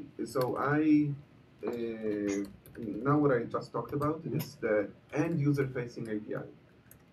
Usability is the king here. Yes, yeah. He's saying the type that he would expose to the user, which would be Out not of the this Azure type. SDK. Right. Yeah. Right. But would you actually be able to use this as a backing type for whatever you project to your users? Well, you mean for let's say I don't have the type providers feature, so we handcraft the tree. Yeah. And can I use this one? Yes. Or would you use the reader because you only want small pieces? No, I would not use. So the moment the data is complicated, like I don't even know how to use the reader. I'm now using the reader and like for small things and kind of works, but I had to write my own helper library to use it. Because if you have a 5 gigabyte JSON file, so it's something that just doesn't fit in an int, like just like using XML documents, like the first call to parse is going to be expensive. Yeah. So in fact, does it walk the whole thing? It has to. Well, okay, let's talk about something more reasonable than 5 gigabytes, correct? Because 5 gigabytes, whatever, like if, yes, it's gonna be expensive, no matter what we do. Right. Let's talk about something reasonable. 1 meg. The biggest that I can support is whatever int.max value divided by 12 tokens is. So let's talk about reasonable real 2 to the scenario. 28. 1 megabyte JSON. Okay. It is common and it's Right. Reasonable. Sure. Well, I've tested with that's 100,000. how many buffers? That's 200 buffers? 250. Yeah. Sure. Something. Yeah. So I don't want to copy. But I mean, it's a lot, correct? But copying that is not going to be that expensive into a temporary buffer that you would throw away. Doing a lot of small copies will show up. But it's not small. It's just okay. It sounded like you were saying a lot of small 4K copies. at a time. Let's load a whole page. Copy the page. Yeah. Yeah. So 2 array on a read-only sequence that's 1 megabyte is not going to be a concern That's, for you. that's the same as reading a meg file off disk. Yeah. You're right. It's free. That's the point. So the larger the copy, the more expensive it is. Yeah. But the larger the copy, you're not going to use the parser. You mean the document? Yeah, the parse method on the document. Yeah, so anyway, my scenario was I have a 1 megabyte JSON file. I was thinking that avoiding the copy would be beneficial. And then yes, I would use this type internally, have a facade of strong types, and just from their properties refer to this one. Right. Yeah. So again, my question remains, can that be added in the future? Like I Jeremy, don't know. can this be added in the future in that Sure. there's nothing in the type that prevents us from adding it today, tomorrow? But honestly, my guess, like just gut instinct, is copying the 200 buffers that make up a 1 meg Right. file. We can do that and analysis. holding that in an array pool will be faster than changing this to be dynamic. What I don't want to do is block Christoph's scenario Right. and also defer the analysis. So we don't really have to go to gut feeling. We can do the analysis, but just as long as we can defer it. Yeah, we can do it later. So also, like, it's kind of strange. We created this whole no-copy story, and then the moment you want to parse JSON in a sane way, not using the reader, you have to copy. Isn't it like? Well, you have to inspect, and inspection implies you're doing a forward walk over the whole thing, right? Well, that's a different thing than copy. Well, you're building up a data structure which is effectively copying. Mm. Okay. I mean, this is It's So still, it's still even if it does a copy for the read-only sequence scenario in the short or medium or even long term, it's still a different memory characteristic than the current J token, which is it interprets the values at every segment and gives you the dynamic tree. So this is still cheaper. Right. So it's about like providing incremental value, and we can provide value later. Yeah. So okay, so now Otherwise, let's talk we about do the providing experiment later. Yeah. If we were 100% sure that we can do it later, I would be totally fine with it. Okay. The thing that worries me is it's gonna change so much the performance characteristics of this type that I worry that we will not be able to do it later. In which case Well, you will have to Yeah, redo the that- database to use something, copy potentially into arrays and whatnot, and Right. like But that's an intrinsic characteristic of the type, not of our current API shape. Right? Yeah. So we are screwed regardless, right? Whether we do it now or later. Right. no, because if we do it now, it's not a regression. That's true. Okay. I like where your head's at. What? No, I see you're correct, except it's also about time of things, right? Like Yeah. either we don't ship this feature until we have both, or we ship one now because we need it now, and If ship the thing it's- we don't need. If it's Now, bad enough later. / different enough, we make a sister type to it. Then they So would more make a types. unified type, and then we can keep making types. I don't know about the rest of you, but I get paid more the more types I make. I would prefer this type the way it is. Go into hands of customers, even in the preview stages. Yeah. They give feedback, and we get More more choice to have on the data. board. And then consider even in the preview stages, see if we can add that rather than wait and spend more time in the design phase. Yeah, I agree. Because there's so many abstract consumers and they have requirements that are vastly different than even your requirement, Yeah. and we're not getting any of that feedback right now. I So think that's my concern. I think maybe that's fine. All right. I mean, is it such a big deal? Is it really a massive change? If you copied the buffers into an array, basically you did like a light copy. So I mean, it would just be.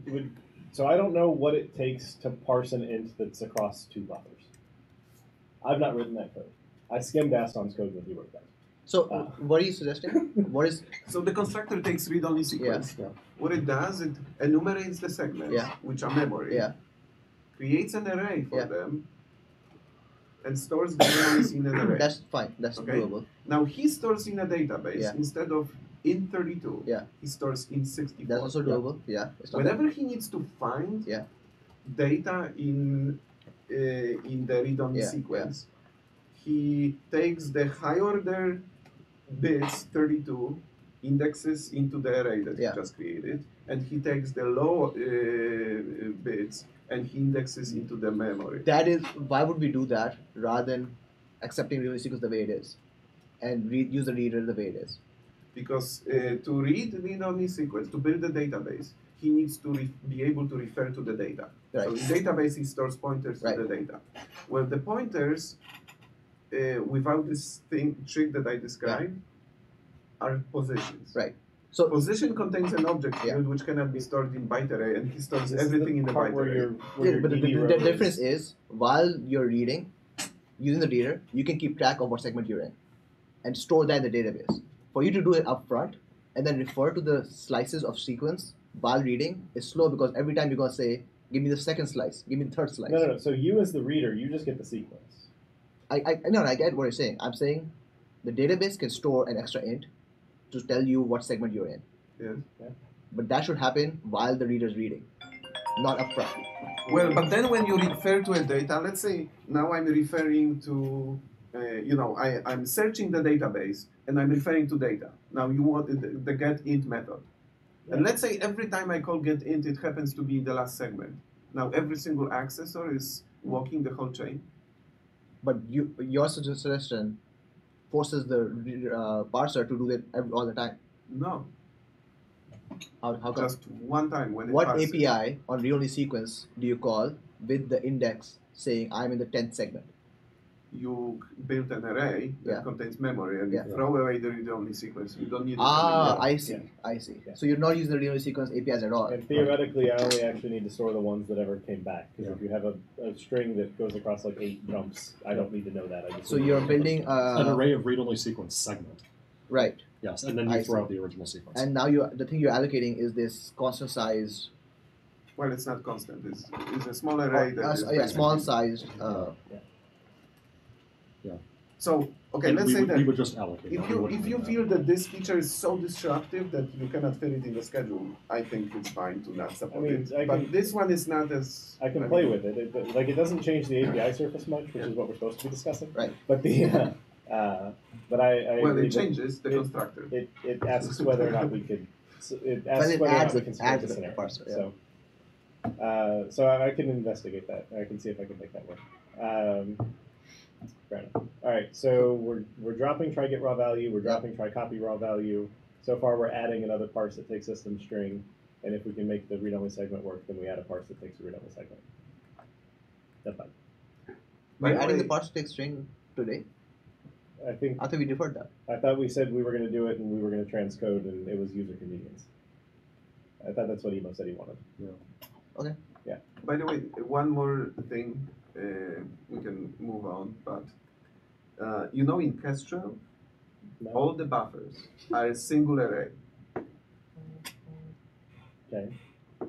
So they actually allocate one massive array and then they Yes. slice it into 4K Yes, they do. chunks. Yeah. I don't know how we could get through the kind of back door, but we could just use a long and just index without this whole array. It might be discontiguous. Yeah, I don't know that they guarantee that you'll get them back in order. Well, most certainly I not. see you saying like if we jump through, if basically a value spans two segments. Yeah. And like, yeah, Okay, you're right. Mayoni asks the operating system for 128K, and then gives you 16 bytes. The next 16 bytes aren't necessarily the next 16 bytes.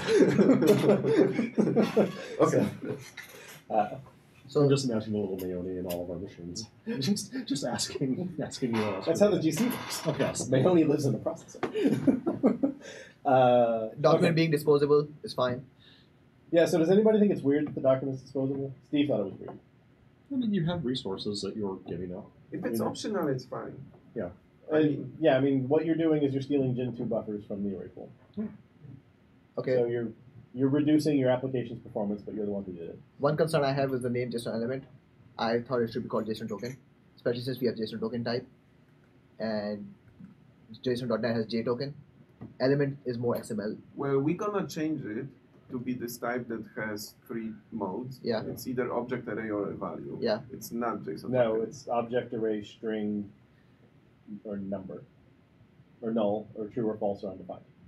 No, but he's saying that we got changed this JSONElement to 3 modes. We're not returning type as JSON token type. We're going to return type as object array and value. Object array, string, number, true, false. He's saying null. he's expanding the values. value into the actual. Oh, I see. Because you need to know. You need to in know it's a that number case- before you can call the number Yeah. API. You need Right. to know it's a string before you can call the string API. So in that case, it is a token. it's Yeah.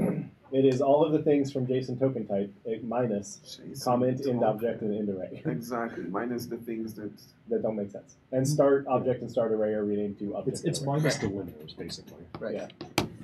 So all I'm saying is element is more XML and token is this Right. prior art for token. So we should call the type JSON token.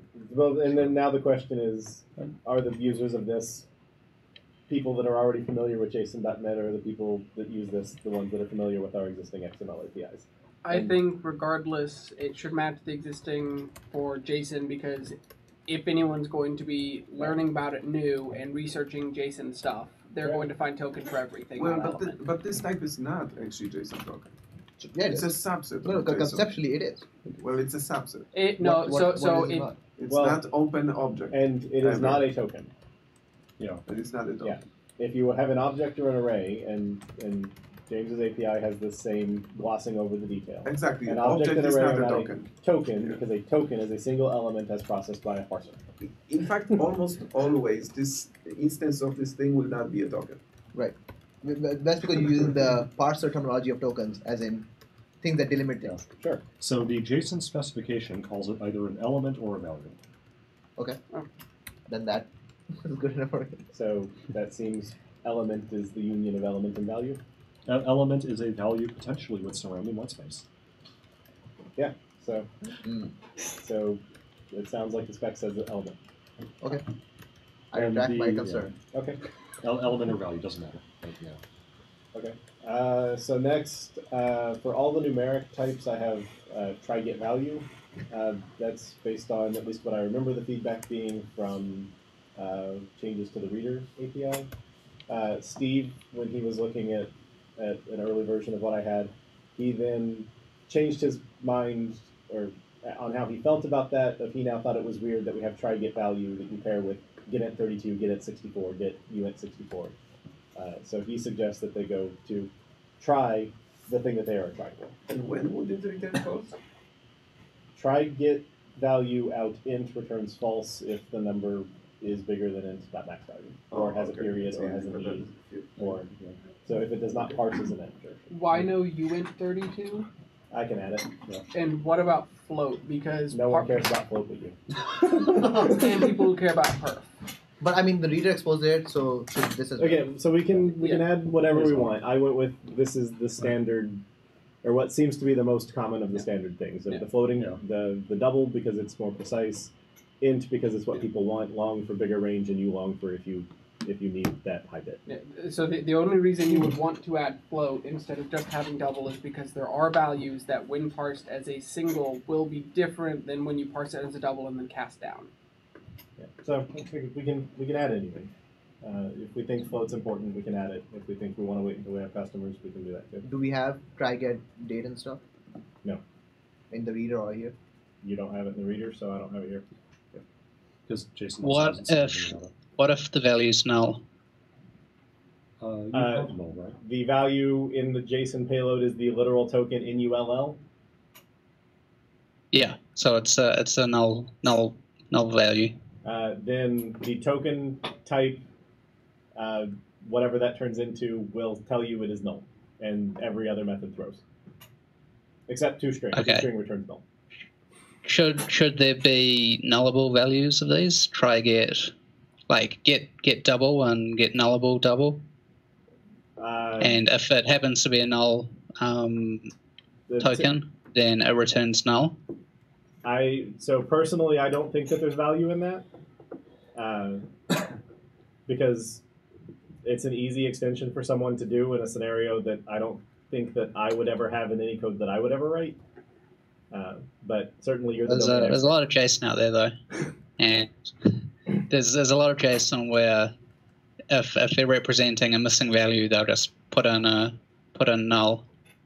Like I quite often see people cast like these helper methods that you have. The way they generally work with JSON.NET is I have explicit cast operator overloads, and you quite often see people cast what could be a null value to a nullable int, for example.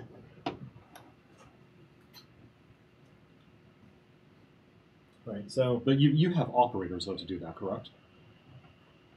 Yeah, he has operators. I have cast, so I have operator overloading. That's not bad. With explicit. Well, so Asan had that in his prototype. I took our framework guideline rule, which says that we need to support languages that can't call conversion operators, and therefore we need to have named equivalents of those operators. And then Steve looked at my thing and asked why I'm bothering having both. What's the scenario for explicit casts? Because everyone hates writing explicit casts. So then I dropped them. But we can add them back. Well, I'm not arguing that you have to add in operator overloads. I'm more thinking about the scenario where someone has null coming back from, like they have, say for example, I don't know, like age, and for some reason age might be null in some case. Yeah. So they want to cast it to, they want to convert that to a nullable int. Like right now they would need to, rather than just call get nullable int 32, they'd need to look at the type. Is it null? Okay, return null. So I would imagine that the user is going to check on the type first to see is the type number. No one's ever checked that. And then call try get value bool or double or int or etc. If they're using the DOM, no one's checking the type. Yeah. But before calling try get value. I can almost guarantee that in 5 years' time, if we look up any examples of this, so when would someone less than 1% of people will ever read the type. Oh, yeah. when would someone call try get value? Huh? When would someone call try get value? They would call it blindly. So I don't even know if anyone will call try get value. So that's my concern. So if someone's going to call try get value, they're first going to do if type is number, then call try get value. Correct?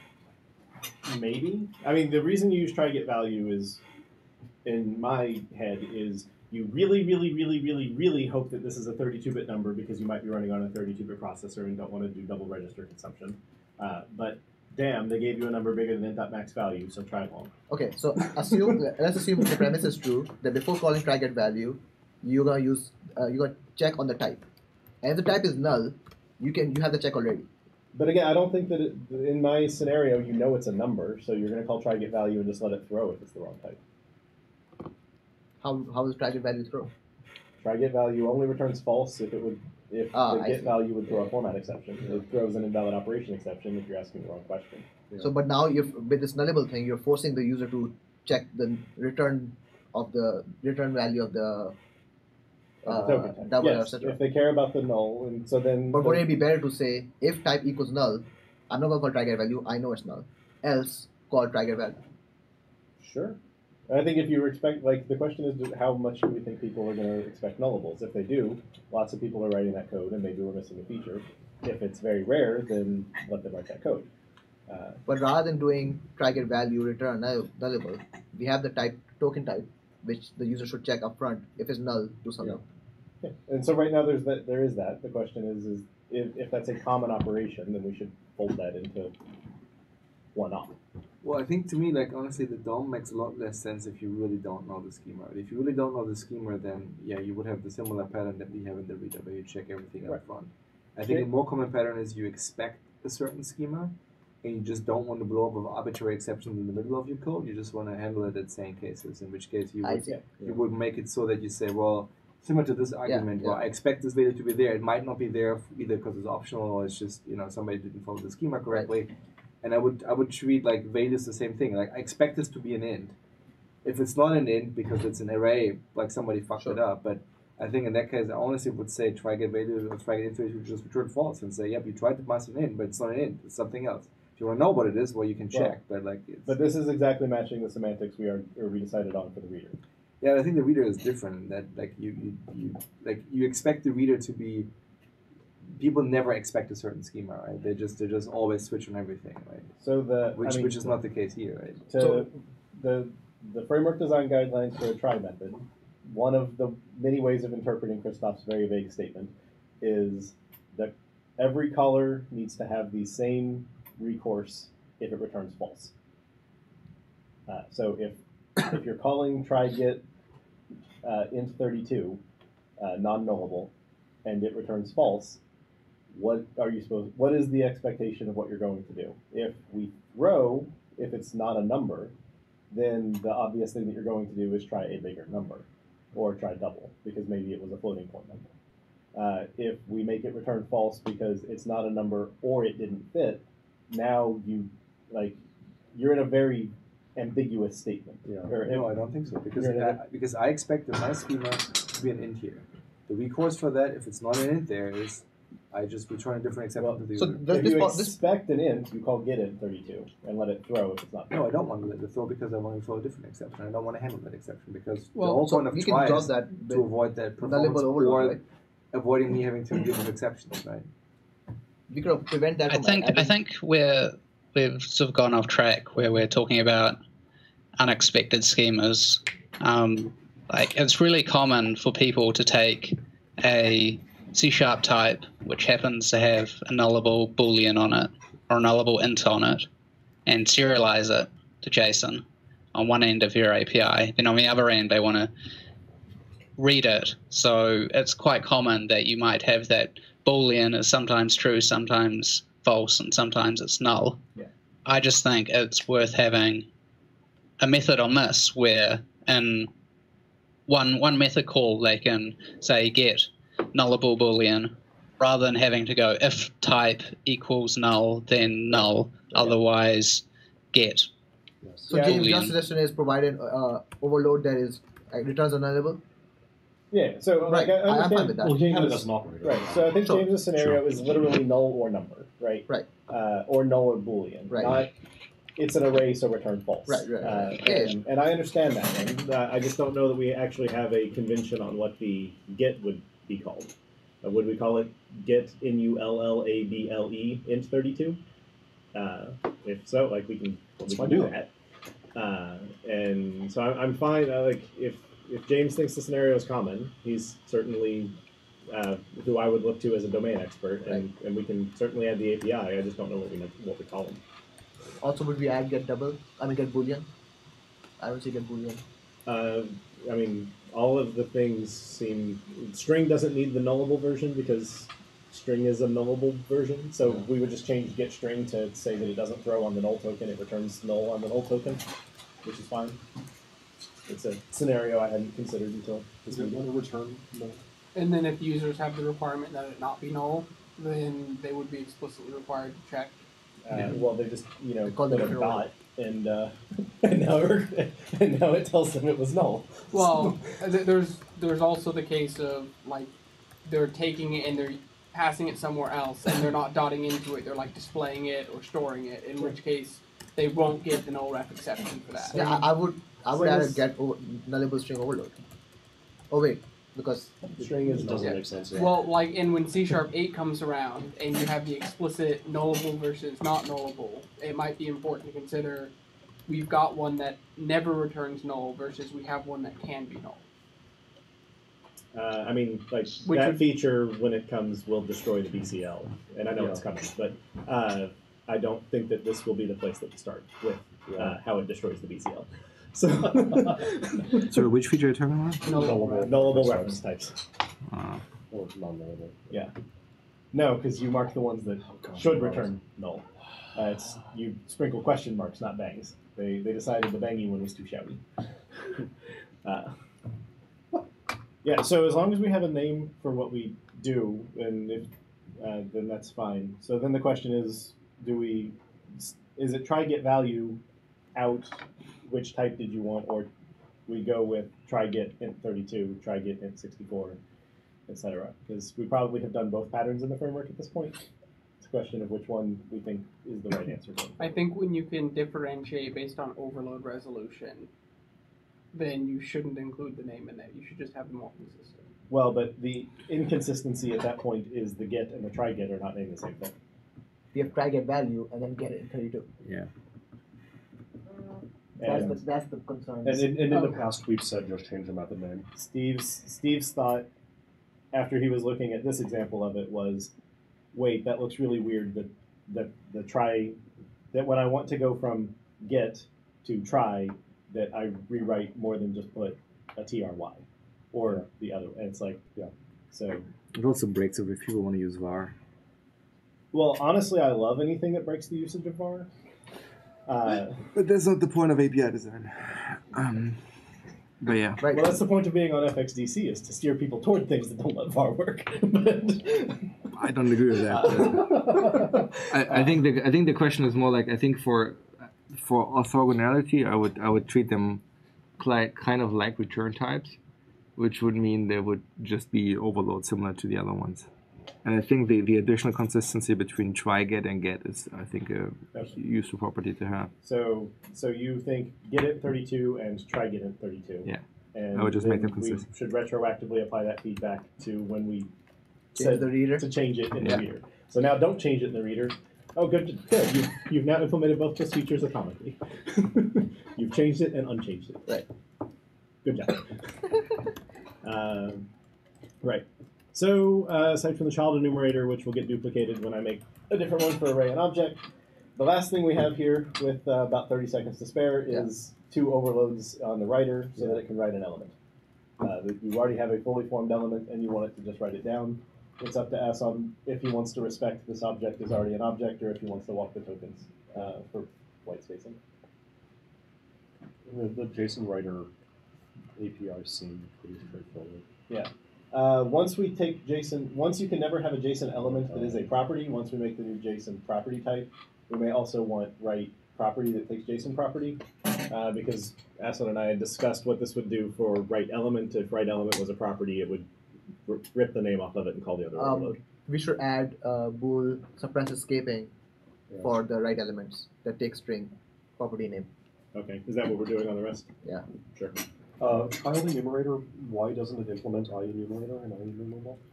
That way you could use it in link if you care. I mean, does Sure. it even make sense to do that? It can. I think Aslan's didn't because it was in a rough struct and I copied Yeah, this. rough struct, you're dead in the water, right? But this is not a abstract anymore, so we could add that back. Yeah, it can be done. So it can implement those interfaces. I mean, it will, if you try using it in link, it will box, unfortunately, but Yeah, that's fine. whatever, it's not the end of the world. Right. Yeah, but there's also been some improvements in that area. Oh, good, okay. So And So speaking absolutely of must link, learn that. Okay, good luck. speaking of link, linking over the J token, J object, J array, Yeah. that's pretty damn common. Yeah.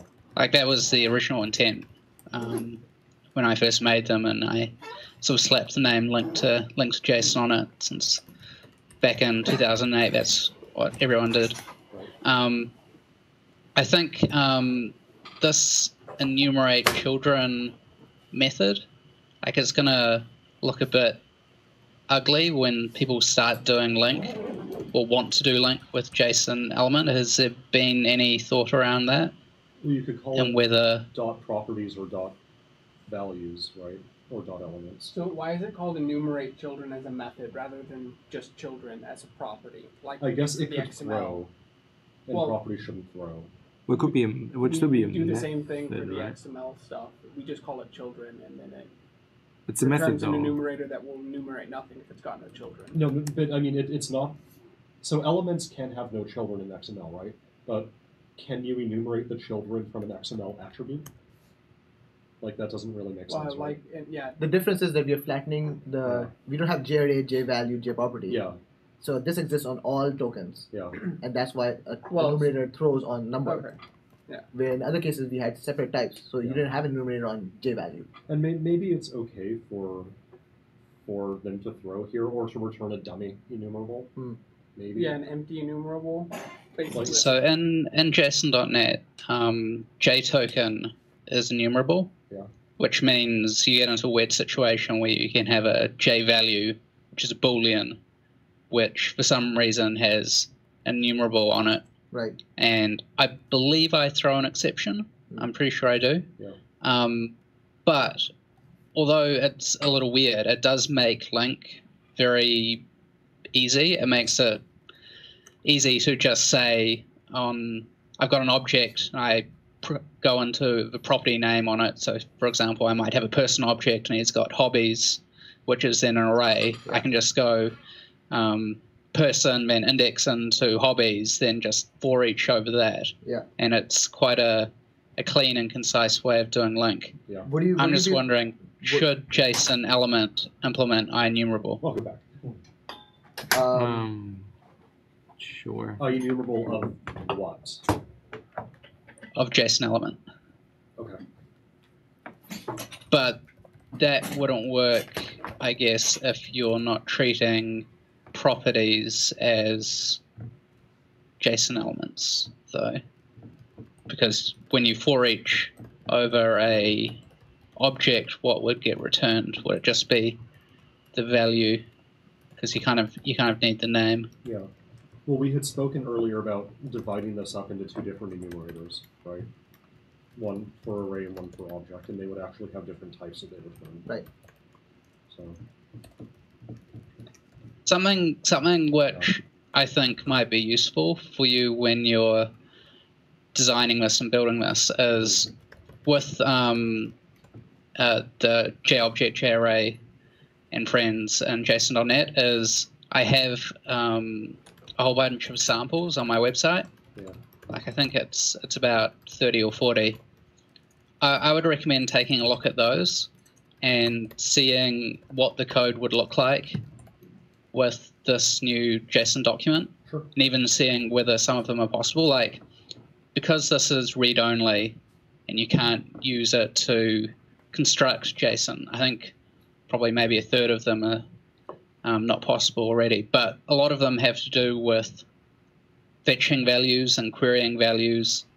And I think it would be interesting to compare them side by side and see how the syntax would be different and like what you'd be losing by using this sort of stricter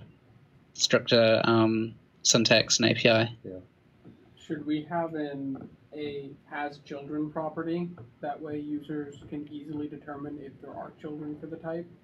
But that would basically be the check the type kind of thing, right? I think he's saying it would return false if it's an array and has 0, or if it's an object and has 0 properties. And also if it's invalid to enumerate children. Right. Okay. I did not have that. So it's different than can have children. It's Yeah, I do have it's children. I have children, and so enumerate children will actually do something versus it will either return nothing because it's an array with no children, or it would throw because it's a number and can't have children. Okay. Yeah, I think the one thing I had was like I just looked at Xlink. Xlink doesn't have any properties. It's all methods. So like if you want to throw, we can still throw. It just seems very weird. The other thing is in Xlink, the way they solve the problem is that they just have a hierarchy, right? Yeah. Well, they So the- enumerate through methods, don't they? Yeah, they have basically ancestors or like they don't have children. They have nodes and they have elements, right? Yeah. Which if you are on an element, like nodes will include the attributes versus Right. elements will not. But by the way, like I want to correct my statement earlier. Like the newer versions of the JSON specification don't use the term element; they use the term value. The older versions that I looked at use the term element. So Either way, they don't use the term token, so either way, yeah. that's fine. Yeah. Token is what I made up because I didn't like element. Yeah, so the JSON spec actually does define token as a grammar structure, right. like brace and such. Right. So, Like actual parser, tokenizer, yeah, that type of stuff. exactly. Because it's written for telling you how to What? parse it. Yeah. Right. Anyway, Right. so maybe just correcting the record. That's fair. While I was gone, did we undo the separation of the two enumerators? No, the concern was why do we have a method and in link, the link queries would look odd because now you have a method call, and one of the concerns was we have to throw, which is why we don't make a property Yeah. because this is a collapsed flat structure rather than hierarchical. And James was also arguing while you were out, like, why don't we just make JSONElement itself enumerable? Because it froze. Or it could say, I have no children, I'm returning an empty collection. It isn't either, it's not meaningful to ask if I have children, Right. or it is meaningful that I happen to be empty. I mean, it's just, yeah, because certainly it's the if get enumerator throws because you're the wrong thing, then you look at the C# and it's, the problem with the for each statement in C# is the method that you didn't call is what threw. Yeah. And you look and you're like, but I have a value. I Yes. gave you a value. How is the value throwing? It's like, well, because Well, you're it not looking at wouldn't what throw, it would the- just return an empty enumeration. It- But it is, like, at that point, we're starting to talk about dynamic-ish languages rather than right. .NET. And that's Not throwing an empty enumeration because you call enumerator on number is a bug in the user's code. Maybe you shouldn't hide it. because it feels weird to me that you're for eaching number, Yeah. or that you're for eaching. I was gonna say null, but And because that code it has to shouldn't be throw, it can't implement IEnumerable. I mean it can. It's just weird because if you say that it's IEnumerable, and then the get enumerator throws I'm not enumerable, then why did it report that it was? Yeah, IEnumerable? why did it Right, compile? right. I think that there's scenarios where it throws, then having it a method and having JSONElement itself not enumerable is fine, but I would want to add a has children property so users can easily check if enumeration is worthwhile or if That's fair. enumeration will throw. I agree. That way you can avoid it without having to do and remember all the token checks yourself. Yep. That's fair. We should add that. Cool.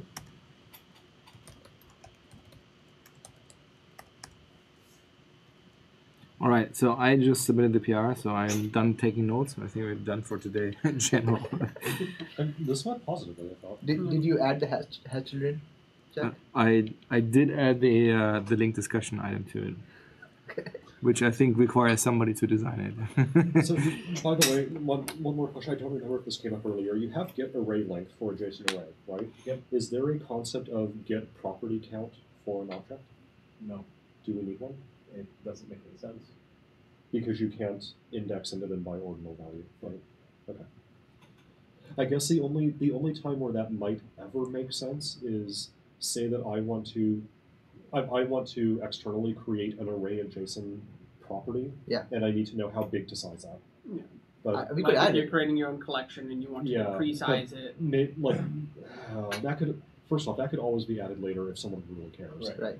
And I could always just use link and say like .to array. Yeah, so I mean, we know or can know the data. We could gather more data during parsing, and we could add it. It's just weird, and certainly. So I guess one thing that didn't come up: all of these indexers find the first property of a name. Yeah. And if you have multiples, James finds the last one because he uses the dictionary, and the dictionary says last write or win. Okay. We're a linear scan, so we find the first one. Okay. If you have multiples and you're storing in the dictionary, you end up in the end with, well, you told me there were 12 properties. Why is there only one thing in my dictionary? It's like, well, because they're all named the same thing. So, Is first one wins really the right strategy? I would actually just fail or throw at that point. Which means you have to being search that everything. the reason being that if I have code which is using JSON.NET and it tells me that, and I request please give me the value for foo, and it says hello, and then I use this and I say please give me the value for foo, and it says goodbye, like that's a problem. Well, and we had the same issue with in the ML.NET review where they, for their Data view thing. data view thing, they've Yeah. got Yeah. things, and I think they returned the last as well. Well, I mean, I think last Yeah. usually makes sense if you have override semantics, right? The most common pattern is command line, right? You just Yeah. suffix the command line. You want to just make sure the value is X. So I don't care what somebody else specified before for X. Now it's going to be X, right? Yeah. So I have no idea how JSON works, but I would assume if you treat this as a deserialization format of JSON, if you deserialize it on the JavaScript side, I'm pretty sure the last one wins, The right? Because it JSON executes the right. specification says You don't can do it because yeah. you're probably going to break the receiver. Yeah, it says In that case, I don't care. ambiguous behavior. Don't have duplicate. I would vote that if it's ambiguous, we should either fail or we should try and match what everyone else seems to be doing. Yeah. Because not matching what everyone else is doing is going to be That's confusing. dangerous. We can go last. It just turns every property reading to read the entire table. Well, that's exactly for performance point of view, it's bad, right? But Yeah. So well, every people can read is a also just misread. get first if they want it otherwise. There's other ways to work around and make it performant if they want that. right. But the We, common can we case just is you fail have, while we're building up the table? We don't know what. I don't ever read the value until you ask for it. I don't know what a string is. I know that the token that it told me that it read a thing called property name and it started here and ended there. That's all. That's literally all I know. Okay. Okay. Makes sense.